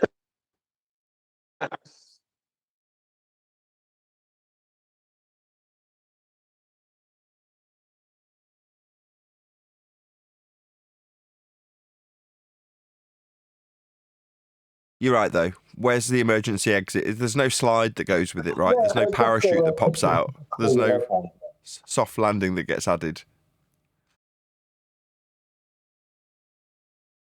I can't think of any time that would be good to open that hatch from the inside. If we were to go by the paradigm they're claiming we were in, and they're claiming we were to go by what they're claiming was actually happening, that we know is not. But the point is that when do you open that hatch? Is there any other time other than the scenario I gave? Is there any other time we're going to open that hatch? You're not. When you go to open the hatch, when you're 12 miles up, and when you jump out, what are you going to jump into? You're going to end up going down with the rocket going past you. It's going to half burn you to death. And then you're going to fall 12 miles to the ground and die. Right? You're not going to do that. No one's going to do that. Like, I don't care. No one's doing that. When is he going to, like, on the way back down? When are you going to open it up on the way back down?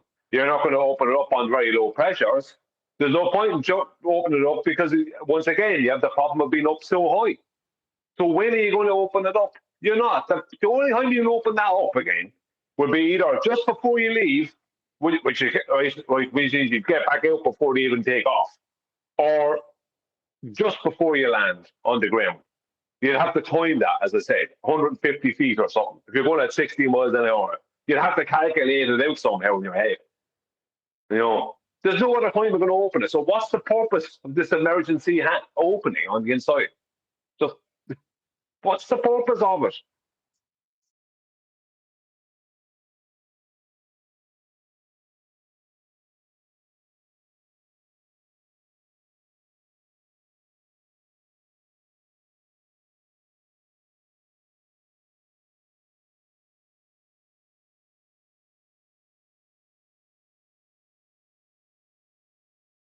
What did you think of did you listen to the other half of the James Tour thing, Nathan, from last night, or were you listening in last night?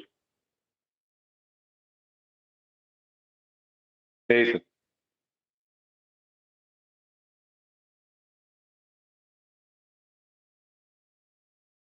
You talking to Nathan or me? I'm talking to anyone who's going to talk. I've been in the middle of a delivery. I'm sorry, but I'm paying attention. I thought the James Tour thing was good.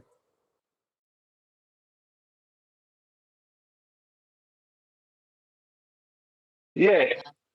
I was saying to Adam afterwards that the problem that James Tour has is that he has all this knowledge, and he has like 10 nuclear bombs he can drop on him at any time.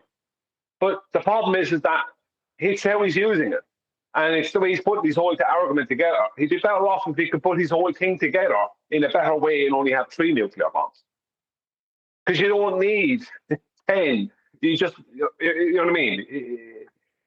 I don't know why he's skirting around in that paradigm. Just lay out the truth. Yeah, just lay out the facts. That's all he has to do. He just has to lay out the facts. He doesn't have to, what's the point in pandering to them? Just lay it out as it is. There's proof that there's a creator. There's proof that what you're claiming, means there can only be a creator. That's the end of that. Deal with it. I think he should just read out.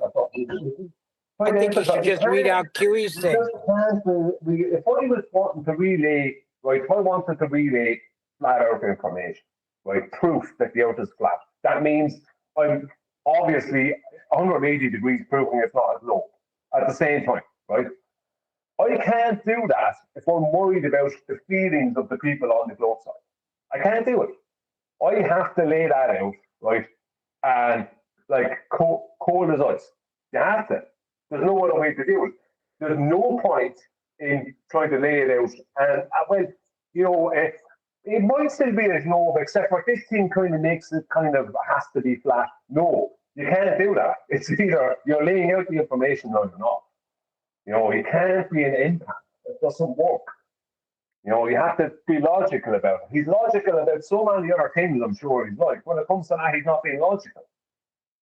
He's using logic within his knowledge to show things that can't be, you know what I mean, for what they're claiming. But then the way he's laying it out, he's trying to is illogical. That's the problem. It's like he needs to change that, because if he changed that little way he goes about it, he'd be an absolute powerhouse. But that's what gets in his way, because he's too busy pandering to their nonsense power that doesn't exist. Why are you pandering to that?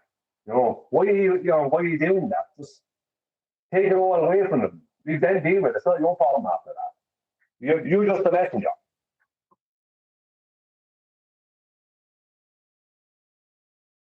Who?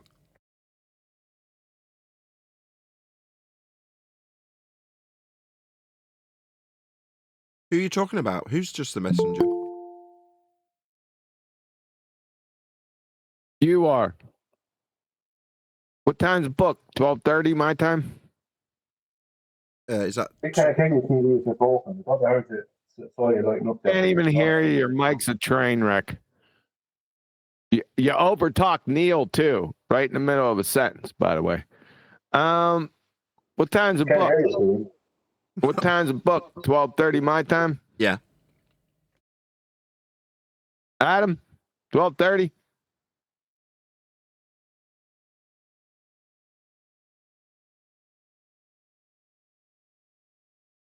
Now, are we staying here, or you closing shop, or what's happening? I'm leaving it open. How many hours from now is that for you? 2. By 2, you mean 2.5, right? 10:30 right now. Oh, you said 12:30. Yeah. 6:30 our time. Yeah, fine. What up? Your sister's ankles.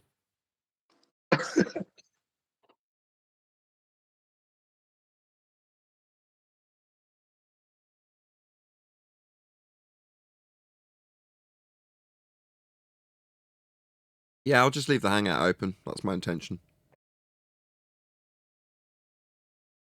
I'll message Flatsy. What other intentions do you have, Nathan? Me? Yeah, do. Might close my other monitor down. Is that okay?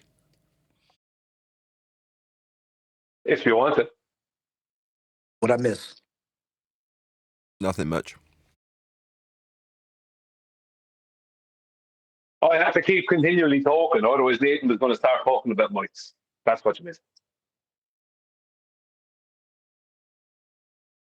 Hey, Huey, did AI do that McBooger eater thing? Because that's, my side still hurt from laughing off that. Or did that really capture him taking his pinky and digging in and nibbling on boogers? Nevertheless, it was genius.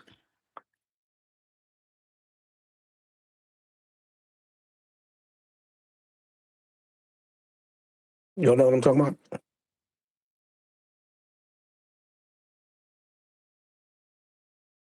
Yeah, I know what you're talking about, D-Rose.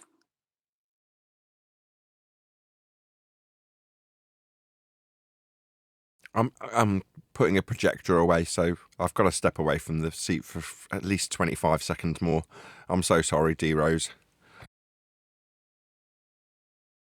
No apologies. You ain't the only meathead here. Neil's here. Brian's here.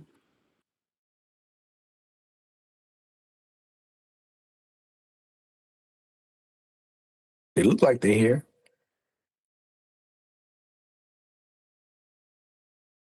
Neil's doing a big delivery. He's delivering floors. No. Neil is in process of dropping the last thing off. So it turned out to be good. The average is out to about $70-something an hour. Not too bad, eh? Yeah, very good.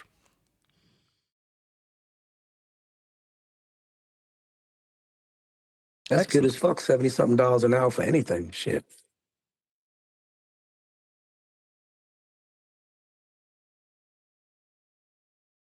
Right, well, everyone's engaged doing I other things. used to do fluorescein angiograms for a doctor, an ophthalmologist, $75 a patient.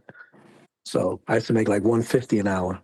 Yeah, but it depending on don't the happen patient. every time, though, D. It's just this Well, happens me to be a neither. delivery that paid that. So, Oh, okay. Yeah, say I only got that hustle like maybe once, maybe twice a month, maybe on a one day. So 2 days out of the month, and he give me like 4 people to do. So I'd have like a total of anywhere from 4 to 8 clients in a month. So 75 per client,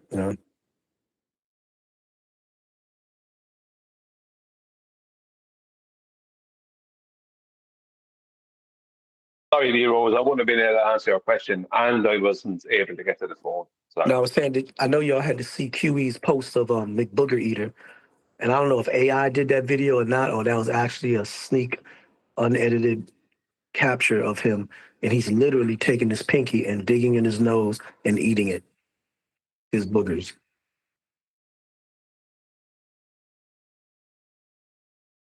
Yeah, gross.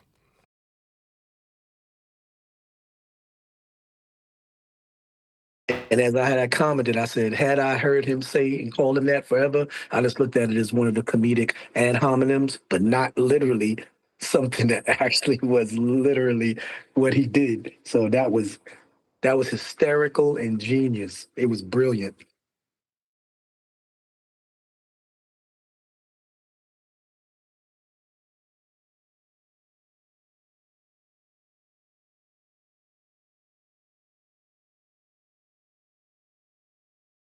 Yeah, I made a decision not to go back to New York to try and earn money.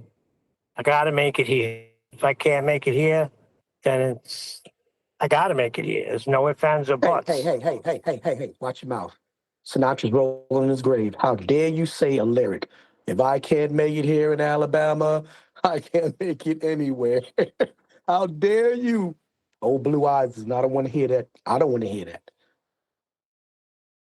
You literally took the lyric of New If York. I can Make make it it there in Alabama. make it anywhere. You just pissed on the whole lyric when you said, man, I'm not trying to go to New York to try to make it. I got to make it here. If I can't make it here, I can't. I just have to make it. And you're in Alabama. Well, that's why I stopped, because come You on, fought that's yourself. the Yankee. That's every Yankee victory they play that song. Which, man, it burns me up seeing Juan Soto in a Mets uniform.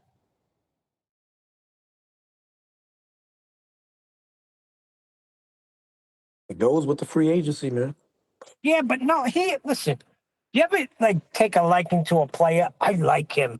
I like watching his at bats, the way he intimidates the pitch. I just like him. I've been wanting him on the Yankees for years now. They finally get him, and he leaves after 1 year to be a Met. Well, if he thinks he's going to get a World Series opportunity or a championship being a Met, he'll learn. And if he's young enough, he'll be back. Watch. See, I kind of respect it a little bit, because you got to think the way he's thinking. If I make it with them, I'll just go down as another Yankee great. But how many Met greats are there? Not many.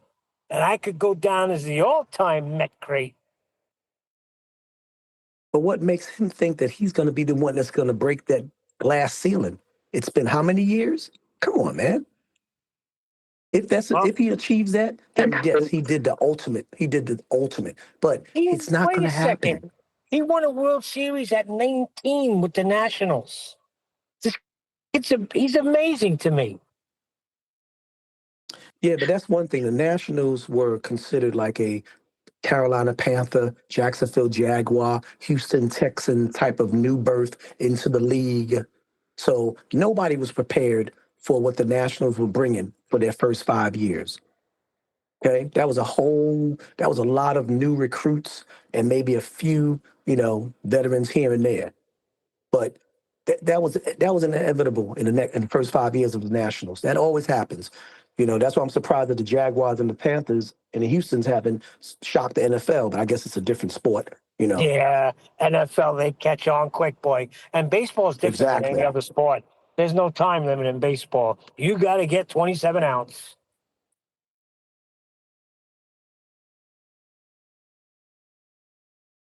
But he definitely, and he was there last year, and we were humiliated last year by the Dodgers. That was humiliating. Well, look what happened.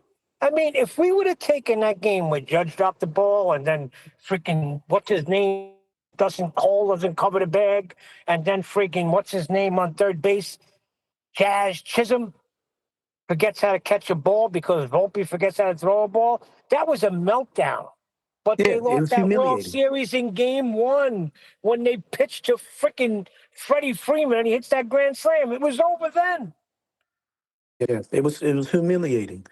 And now look who's at third base playing against the Rays. I was like, this dude had more errors in 2 days than some people have in their whole season.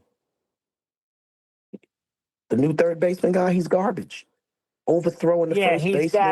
He's that He's that Oswaldo Cabrera guy. He's been with the Yankees now for 3 years. He comes up, fills in spots. And I thought he would be good, but I don't know. That's what I'm saying. It goes back to the coaching and who your manager is. These fundamental things, they should not be. These are fundamentals. Exactly. Yep. And that comes from coaching down. If you're lackadaisical, then they're going to play lackadaisical.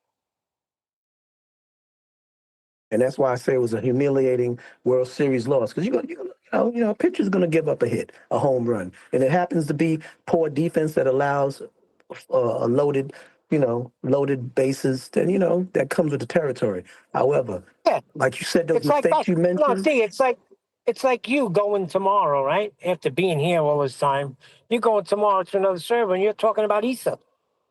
Exactly. And you're talking about freaking the horizon. We see too far. Where's the Earth curve? It's like you didn't even get the fundamentals down. Yeah, exactly.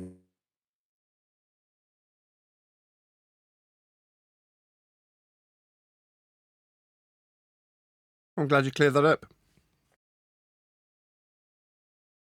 Well, there's nothing documented anywhere, whether it be on Brian's, Nathan's, Eric DeBay's, anybody. No, you can't copy and paste any quote from me poisoning the lake or mentioning stuff that we used to mention back in 2020 and 21. Yeah, because you know why?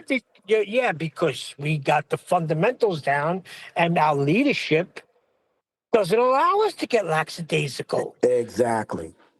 Right? You got QE and Nathan over there, and you got Adam, and you got Brian, and we can't get lackadaisical. We got to stay on point. We don't mess up with the fundamentals. We have no excuse to be lackadaisical, because you can't say that we have not been berated, coached, encouraged. You know what I'm saying? All the names that you could say that can keep people in a positive track to make us be aware. And that's what makes me so sick. Not the ones that don't listen. The ones that don't listen, for whatever reason they don't listen. Yeah, they're gonna sound like the same clowns that are just anti-globers and just speak all the rhetoric of all that feast of nonsense. But the ones that are hearing Nathan visit politics all the time and 24/7, all that, and hear them still saying those, not the globers, but the ones that are supposedly calling themselves flat earthers, is very frustrating to have to always sharpen their swords over and over again. I mean, how many times you got to hear the basic fundamentals repeated to you over and over again for you to keep slipping up? Exactly. I got guys telling me, "Oh, you stay over there. They disrespect you." I said, "What? Nobody disrespects me. Number one. Number two, where am I going to go? Where else am I going to go to get what I'm getting? Nowhere. It's only being done here." I was talking about that with Nathan today. His book, it's the only book that's going to have Earth is measured flat. End of story. These other flat Earth books don't have that proof. Exactly. Even the only book that's been published that's considered something to use as a tool, which is William Carpenter's 100 Proofs That the Earth Is Not a Globe, doesn't even touch on that. So Nathan's book is going to obliterate. These other books are good. This is the one. It's no coincidence that it passes through the hands. And no, not ready yet. A lot of fixing to do. Get it fixed up, and when this baby comes out, bada boom. Yeah, it's going to be over. It's ridiculous. And what I'm going to show here now is just a very visual way of showing how wrong it is. The claims I'm going to show that are being made by our opposition. What I showed in the past were other ways, and I have more ways, of showing how what they try to claim is happening during flight can't happen, right? And isn't happening, right? Because of certain parameters to do with the plane and that would have to be in place that are not in place. Basically, then it can't put them into place because of the lift effect right? Planes can't do what they needed to do. That's about the size of it. Long story short, I'm going to address this issue, this stupid argument about how, and this is a correct summation of the claim being made by these people, right? That horizontal changes its own orientation in relation to itself. Now, I've never heard anything more stupid than that. But if someone wants to go along with such... It's true, isn't it? This is what they're trying to do. Rubbish. And try and make themselves and their audience and whoever else believe such nonsense, then that's on them in the future. You know, they know what they're doing. They're adults. They know that they're doing this. They know they're saying what they're saying. So, I mean, it's not my fault if I'm just pointing out where it's absolute and total and utter horse manure, which it is, right? And it all comes from, basically, I'm just going to show a second here, right? This is the flight data, the NTSB flight data, right? It all comes from, basically, they can't deal with this, which is the pitch. This is like over 2 hours here where it's a constant. There was engine issues, so after that it was a bit erratic. But here is a constant. And it's between this point and this point at 8:05 to 10:05 in the morning. That's what the pitch data looks like for most flights, regardless of the length of the flight. Most flights, once there's not weather issues or whatever, if it's a constant situation, on average, it will always look like that. Now, it has to look like this because it always has to be above the zero. They have to fly with an above horizontal pitch to be able to generate enough lift to account for the full weight of the plane, passengers, crew. Excuse me, pitch data has been contributed into the book, right? No, we just thought we'd leave it out, actually. It's really not worth our time. You're kidding. You're kidding, right? There. You know, everything on board. They have to. They have no choice. It's just the nature's rules, whatever. So this is the problem. They can't deal with this because this orange line here shows that without a shadow of a doubt, and not that we didn't know this beforehand, but this just shows, you know, official data, there it's flat in the story. No ifs, buts, no maybes. But of course, people, even though I've dealt with this issue already, the way I'm going to deal with it now and their stupid claims will be a bit more visual, as I said earlier. But they just can't deal with this. They can't deal with this issue. So I don't care who's saying it. I don't care what their reputation is. I don't even care about what their profession is. It means nothing. Because anyone who's saying any different than they're just flying straight horizontal and they're not accounting for curvature is lying to themselves, if not just lying to others, or both. You know, it's either one or the other. You know, you're trying to fool yourself. So it doesn't matter to me if someone's an engineer, if someone's a pilot, if someone makes burgers for a living. I don't care. It's wrong, right? I don't care who you are, what your situation is. It's wrong, right? You're wrong, end of story. And it's like, they know they're wrong, especially if they're a pilot. They know they're wrong to be saying what they're saying. They know this, but they're going to say it anyway because they have a narrative to push, right? Or maybe they're just too proud to admit they're wrong in general, or admit that over the years that they've been wrong. Either way, I don't care, right? Point being is that they're making a particular claim, even though I've dealt with it in the past.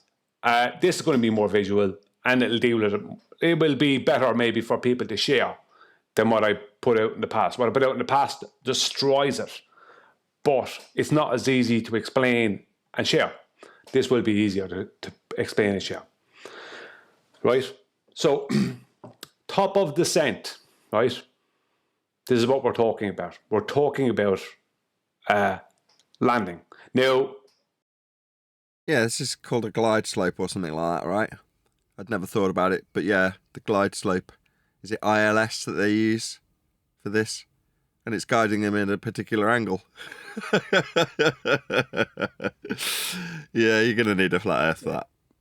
This is great.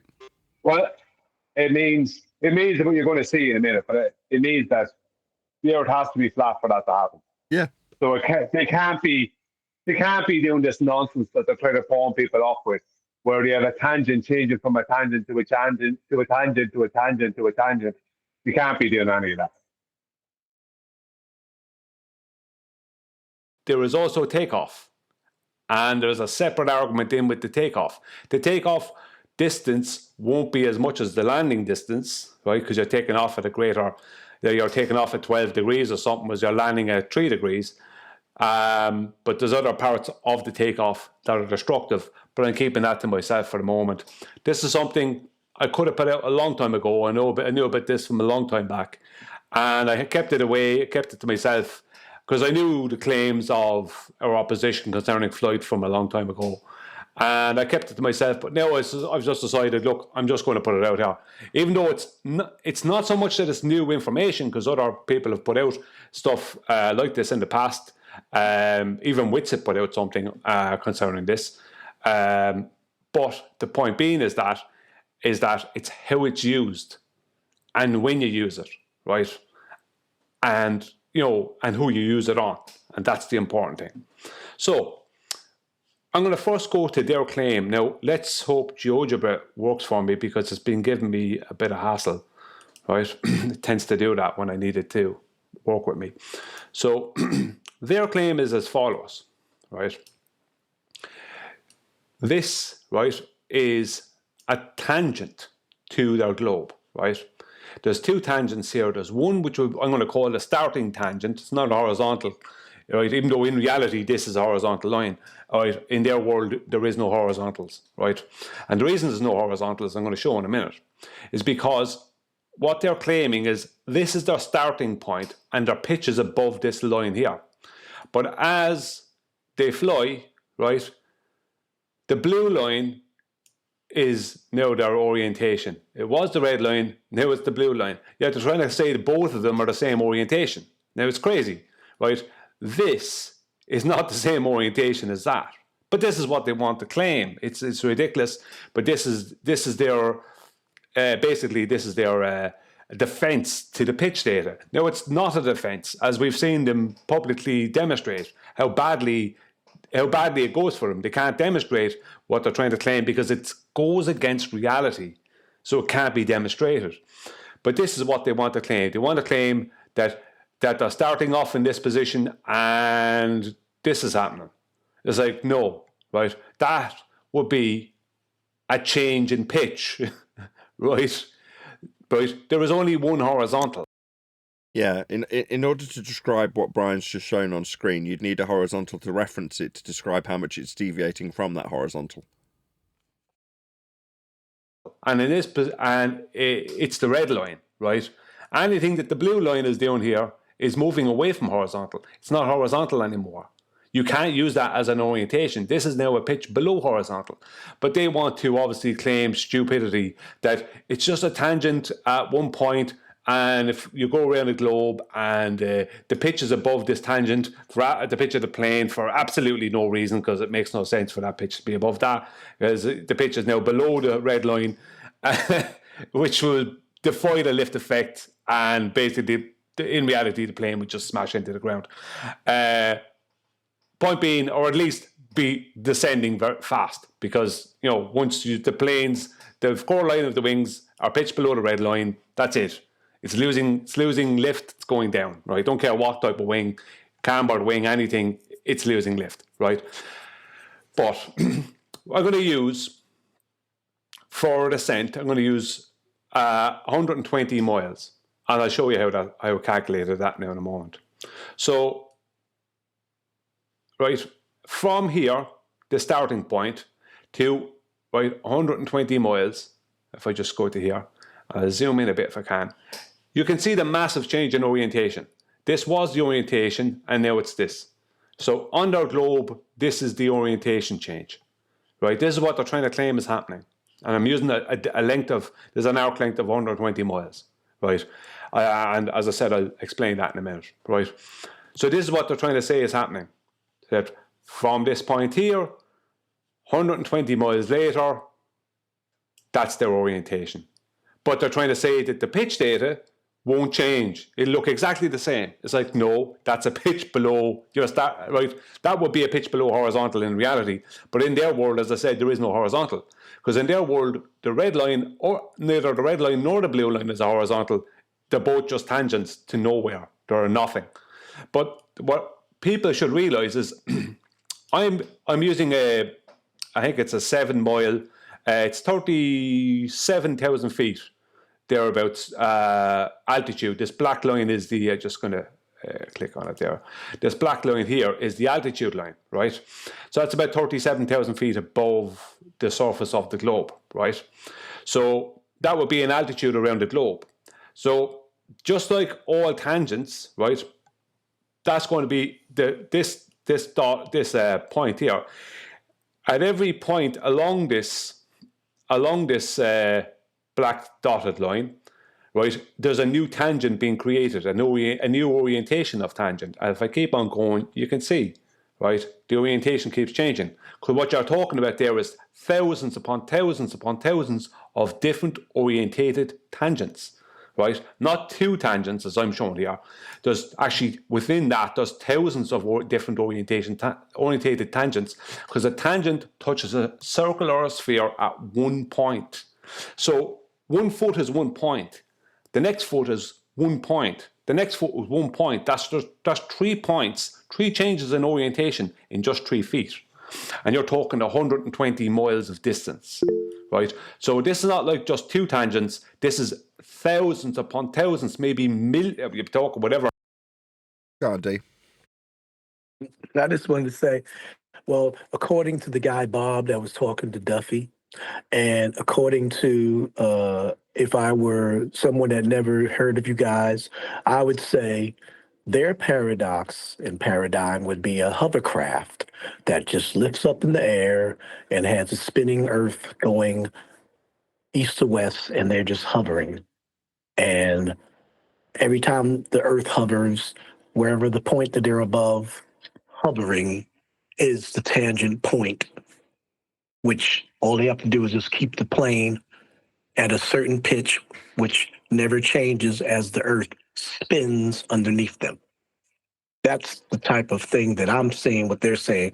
And as sarcastically stupid as I sound, I intend to, because even for someone like you, Brian, trying to rationalize what they're saying, you can never do that, because you can't rationalize an irrational, nonsensical claim. You can't justifiably rationalize it, because it's so irrational and so nonsensical that it's just impossible for an intelligent person. For an unintelligent person, yeah, they'd be like, oh, okay, I see why they see it that way. So I'm being sarcastic. There's no way that this thing stands on a globe flight. No way. It's impossible. Well, that's what I'm about to do in this video. I show visually, right, as well as with calculations and evidence of geometrically what they're claiming they do, as opposed to what actually happens when they're landing. Right, just that part alone, right, just that alone, just right, and shows how that one process that's used by all commercial airliners 10,000 times a day, whatever amount of flights go on in the world, 10,000, whatever, 20,000 flights, whatever it is. All planes of all sizes use the same thing. Now, maybe the smaller, really small Cessnas that fly at low altitudes, but even at that, they need to calculate their incoming. So they're the same. So all planes at all sizes use this. And the big planes, you're talking at least 100, you're talking on average at least 100 nautical miles. So that's what I show within this video.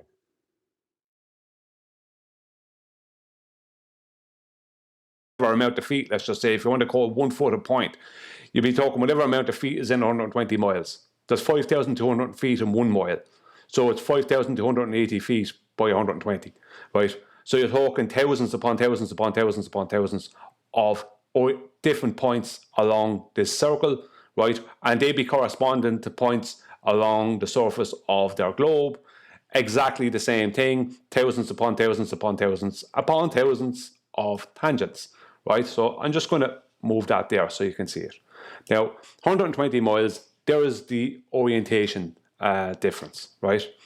So I'm just going to come out and show. So now come down here and move in here a little bit.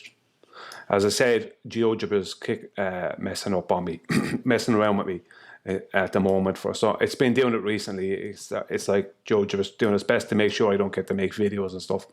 So I'm just going to come in here and I'll stop. Oh, I'm after losing it now. Sorry. As I said, GeoGebra is making things difficult on me. Right, and we'll come back to that in a second.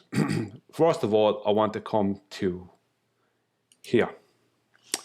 Now, so, how do commercial pilots calculate their descent? Commercial pilots calculate their descent by determining a top of descent point and then planning their descent rate to meet the required approach parameters. This involves calculating the distance needed to descend to a target altitude, accounting for ground speed and desired descent angle. Typically 3 degrees. The top of descent is the point where the pilot initiates the descent maneuver. Right, I'm not going to go through every part of it, but I'll read some of it. But the point of this top of descent is, what a pilot will do is, if they're flying at I have it at 37,000 feet, and if the airport is at 3,000 feet elevation, they're going to want to come in at 1,000 feet above the airport as kind of an average, if I remember correctly. So if they're flying at 37,000 feet and the airport is 4,000 feet in elevation, right? If it's a high airport, or 2,000 feet, let's just say, and they want to come in 1,000 feet above that, then they're going to calculate for 34,000 feet. So they're going to subtract that 3,000, the 1,000, the 2,000 of elevation of the airport, and the 1,000, right, foot that they want to end up above the airport for when they come into land. So this is the descent, so they get into the position where they're 1,000 feet above the airport and they come into land. Now, I'm using a situation where the airport is at more or less sea level, and I'm using a situation where the pilot is accounting for 36,000 feet, right? Because there is it's flying at 37,000 feet. There's 1,000 feet that the pilot will want to be above the airport, so the pilot is accounting for 36,000 feet, right? So altitude difference, determining the top of descent. The pilot first calculates the difference between their current altitude and the target altitude for the approach, right? So obviously what we've just talked about, more or less. Distance calculation, the common rule of thumb is to divide the altitude difference by 300. This gives an approximate distance in nautical miles. I'm using statute miles, where the pilot should start descending to maintain a 3 degree descent angle. For example, if the altitude difference is 6,000 feet, they should start descending no later than 20 miles from the target altitude. Right. Ground speed consideration. More precise calculations might involve ground speed, as a faster ground speed means the aircraft will cover ground more quickly, requiring an earlier start to the descent. Calculating descent rate, ground speed, and distance, descent rate calculation. Right, the pilot can then, right, so basically, without reading all of it out, right, you can go and see it yourself. Right, they're using trigonometry. That's what they do. They're using a right angle triangle, right? Here is the proof. This is what they're doing, right? Right angle triangle. That's how they're determining. And it's pretty basic stuff, isn't it? Right there. Yeah. The airport's not changing its angle with respect to the plane when it's 20 miles out. Why would it? So this here, this is the line up here. This will be the one that from here. I'll actually show on this one, because it has the full triangle here. So this is their altitude, right? This is the distance they need to calculate to the airport, right? To where they want to be 1,000 feet above the airport. And that is the 3 degree angle they're hoping to have as a descent angle, right? This is how they work it, basically, right? It's the same, right? No matter what way you work it, they're hoping to come in 35,000 feet and 3 degrees, and they're working it all out, right? So they're using trigonometry. That means that this baseline here, the adjacent, right? Oh, sorry, I'll show this one. The adjacent here, right, has to be a horizontal, There's no straight line. There's no if buts, no maybes. That's how it has to happen. They have to calculate it this way. This is how commercial planes, you go to any big airport, you go to Heathrow, LAX, John F. Kennedy, any big airport, anywhere in the world. Everything they're doing relies on each of those flight levels being parallel and the ground being parallel when they're giving you angles to descend, telling you which flight paths to follow. It's all reliant and contingent on Earth being flat, isn't it? And remember I was saying this before? Remember I was saying this before? When we were talking, this was like weeks ago, I had said, I guarantee you, not that it was relevant for what the point Brian was saying and what Chalk was saying, but it goes down to that air port or whatever you want, the landing area where they land. I guarantee you, it's level all the way through. There are no deviations of 35-degree slopes or anything. It's leveled all the way because how crucial it is for those pilots to depend on that horizontal level platform to be able to land to do that trigonometry. Whether you want to talk about a local tangency or whatever, it doesn't matter. It's leveled. And all these planes, like a great one is LAX, because if you're staying in the area of LAX, where there's hotels and motels and different things like that, you're constantly seeing planes coming in, right? So these planes are coming in constantly dealing with trigonometric function, right? Now, obviously, a lot of that has been done for them by the plane these days, but the point is, it's the same thing that they're doing. They're using trigonometry to determine, how they can come in at about 2.53 degree descent angle, right? So what I did was so I'm going to use 36,000 feet because I'm at 30. I'm calculating the altitude is 37,000 feet. So that Brian in the hangout trying to get a word in. I'm going to obviously subtract the 1,000 foot from that, 36,000 feet, right?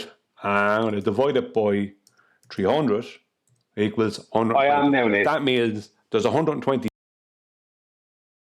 Yeah, this is what the point of what I'm pointing out here. That to do what they're doing, just from 36, using a 37,000 foot altitude, which a lot of planes will be flying at, a lot of commercial planes, like the bigger ones, are flying at that altitude and even above 40,000 feet. And the Learjets, then some of the Learjets are up 40 something, 43,000 feet, kind of thing. 45 maybe. The point being, sorry, my headphones are off. The point being that to do this, it means they got to do the calculation and determine when they're going to decide to descend before to come into land. And if you're looking at an airport that is 120 miles away from you and you're 37,000, like if you're at 37,000 feet, then you have to calculate for an airport that's 120 miles away from you. That means for that 120 miles, mean sea level must be parallel with the adjacent that you're going to make that you're going to be using, that's going to be 1,000 feet above the altitude of the airport or the elevation of the airport. And if the airport is at sea level, like a lot of airports are, right, then you're basically like, no matter what way you work it, the horizontal the adjacent of your triangle will be parallel with the horizontal for 120 miles at the elevation of the airport. And that's going to be parallel with mean sea level as the horizontal. There is just no way out of this. So what the stupidity that Wolfie and them are coming up with, like to try and fool people when it comes to pitch data, because unfortunately there's stupid people out there who can be fooled, right? This completely annihilates that. I'll show it there in a minute. You'll have to excuse the GeoGebra. GeoGebra is making things difficult on me. I'll go into that another time. GeoGebra are specifically messing around with me, but that's a separate issue. So they don't leave me do exactly what I want to do, but the point still comes across. Thank you. All right. I was going to say, speaking of the sea level and speaking of LaGuardia, which I've flown out many times, it's a quite intimidating descending landing because if anybody ever has entered into New York LaGuardia Airport, before you get to touch ground, the water is coming at you, and it's like right above the Atlantic, and then it's like it looks like, from a perspective of somebody that doesn't know any better, a mere 6 feet away from the very ledge of the airport.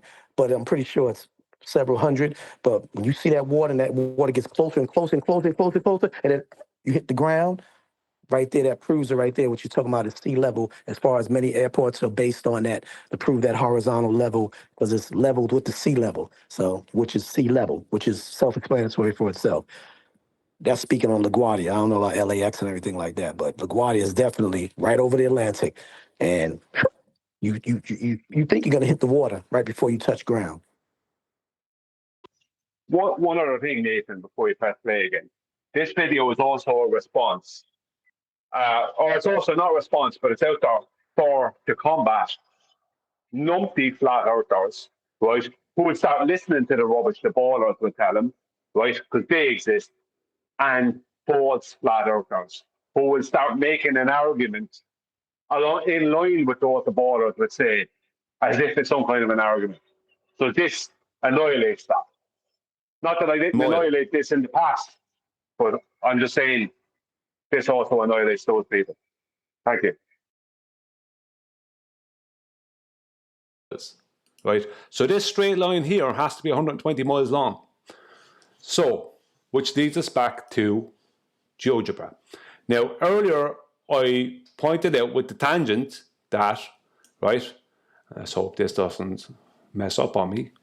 Right, I go back to the tangent. Right, I pointed out with the tangent that this is a series of points. Right, for 120 miles. A series of points, point after point after point. Let's say every foot is 1 point, let's just say. So that's so between 1 foot and 3 foot, that's 3 different tangents, 3 different orientations. That means at no point can they have horizontal baseline. Because the tangents aren't anything, they're just a straight line that's meeting a circle or sphere at 1 point. That's thousands and thousands of points making one big massive arc length, right? That's what it has to be within their claim. This is not the official claim, but this is the people we're dealing with, right? So, and I'll come back now. I know George is running slow. I could be lucky, could be unlucky with this, right? And I could come in here. Now, when you use what pilots actually use to determine, right, landing, right? I'm using an arc length again here of 120 miles, right? And when I show this, right, hopefully I can come in, right? What happens is, I know it's a bit slow, GeoGebra is messing around, but that's good enough, you can see. Right, what happens is, there is the straight line, right? So K here, right, it's at K here that they're supposed to be 1,000 feet, sorry about that, stop. It's messing around. It's supposed to be 1,000 feet above the airport, but it's actually, sorry now, but GeoGebra is only messing me around. It's supposed to be 1,000 feet above the airport. We have another thing here. But it's actually, if you look at it there a second ago, it was shown to be 1.8 plus miles above what will be their airport. So instead of, there we are. Instead of the pilot, if the pilot flying around the globe, then suddenly for the descent into the airport had to use trigonometry, what's going to happen is they're going to end up not at 1,000 feet above the airport, if the airport is close to sea level, like somewhere like LAX is, right? They're going to end up at almost 2 miles. And that's based off of a 37,000 feet altitude. If they had a 42,000 foot altitude or 45,000 foot altitude, which some of the Learjets or something do have, then the descent is going to be, or this is going to be greater, because the amount of horizontal, because they need horizontal distance, the amount of horizontal distance they're going to be dealing with, the amount of horizontal distance they're going to be dealing with is going to increase. So that means that this number here is going to increase. It'll be more than 2 miles. It could be 3 miles. that they'll be above the airport if you're talking about a globe. Whereas in reality, this is calculated so they'll end up at 1,000 foot, not thousands and thousands and thousands and thousands of feet above the airport, 1,000 feet above the airport. So it is impossible for them to use this function in reality and to be also flying around the globe. It's either they're flying around the globe and they're not using this function to determine the pitch data doesn't exist, lift effect doesn't exist, and they're not using this function, right, when they're flying, or the Earth is a globe. So either the Earth is a globe, or pitch data, flight data, as it's given to us, is wrong and doesn't exist. The lift effect doesn't exist, and this function doesn't exist, and they don't use it. And remember, this is the same function they're using for takeoff as well. Right? It's just... I hadn't thought about that. It's a good job you said that right at the end. Good job I paid attention to the end. Yeah, they're doing it on takeoff too. Good point. To reach their parallel flight level. It's just not as long of a distance. So, which is it? Right? So this completely disproves all that complete and utter nonsense about a different tangent and a different tangent and a different tangent and a different tangent. All of that is completely debunked. Yeah. Right. So when any of these people, I don't care who they claim to be, if they claim to be pilots or anything else, if they're trying to claim anything but this, but flying horizontally, and horizontal being a constant orientation, right? If they're claiming anything but that, then they're lying. There is no... Cool. Very good. Still here, well, the problem I had there was two things. The GeoGebra was messing up on me, as it seems to be doing a lot recently. And I had my housemate tell me he didn't know I was making a video. So he was behind me doing stuff. And I was trying to just hurry it up and get it finished. So it wasn't as slick as I wanted it to be. And I was being distracted while I was saying what I was saying. But the point still got through. That's all that mattered. Yeah, and I agree. The people got the point. Yeah, I totally got the point. It was excellent. I thought that was really good. The video before that, you would probably like even more because it's about the GP point. It's about elevation angles and the GP point. The one I made the day before that. That one you would like. You can play that one as well if you wanted. If you're looking for something to add in just for our content. I will. I'll play that one tomorrow. I'll do that one on the live show tomorrow when no one's here. I don't know if it's something that, I don't know. Well, maybe, I don't know if you could reply. I don't know if you could respond to it. Maybe you could.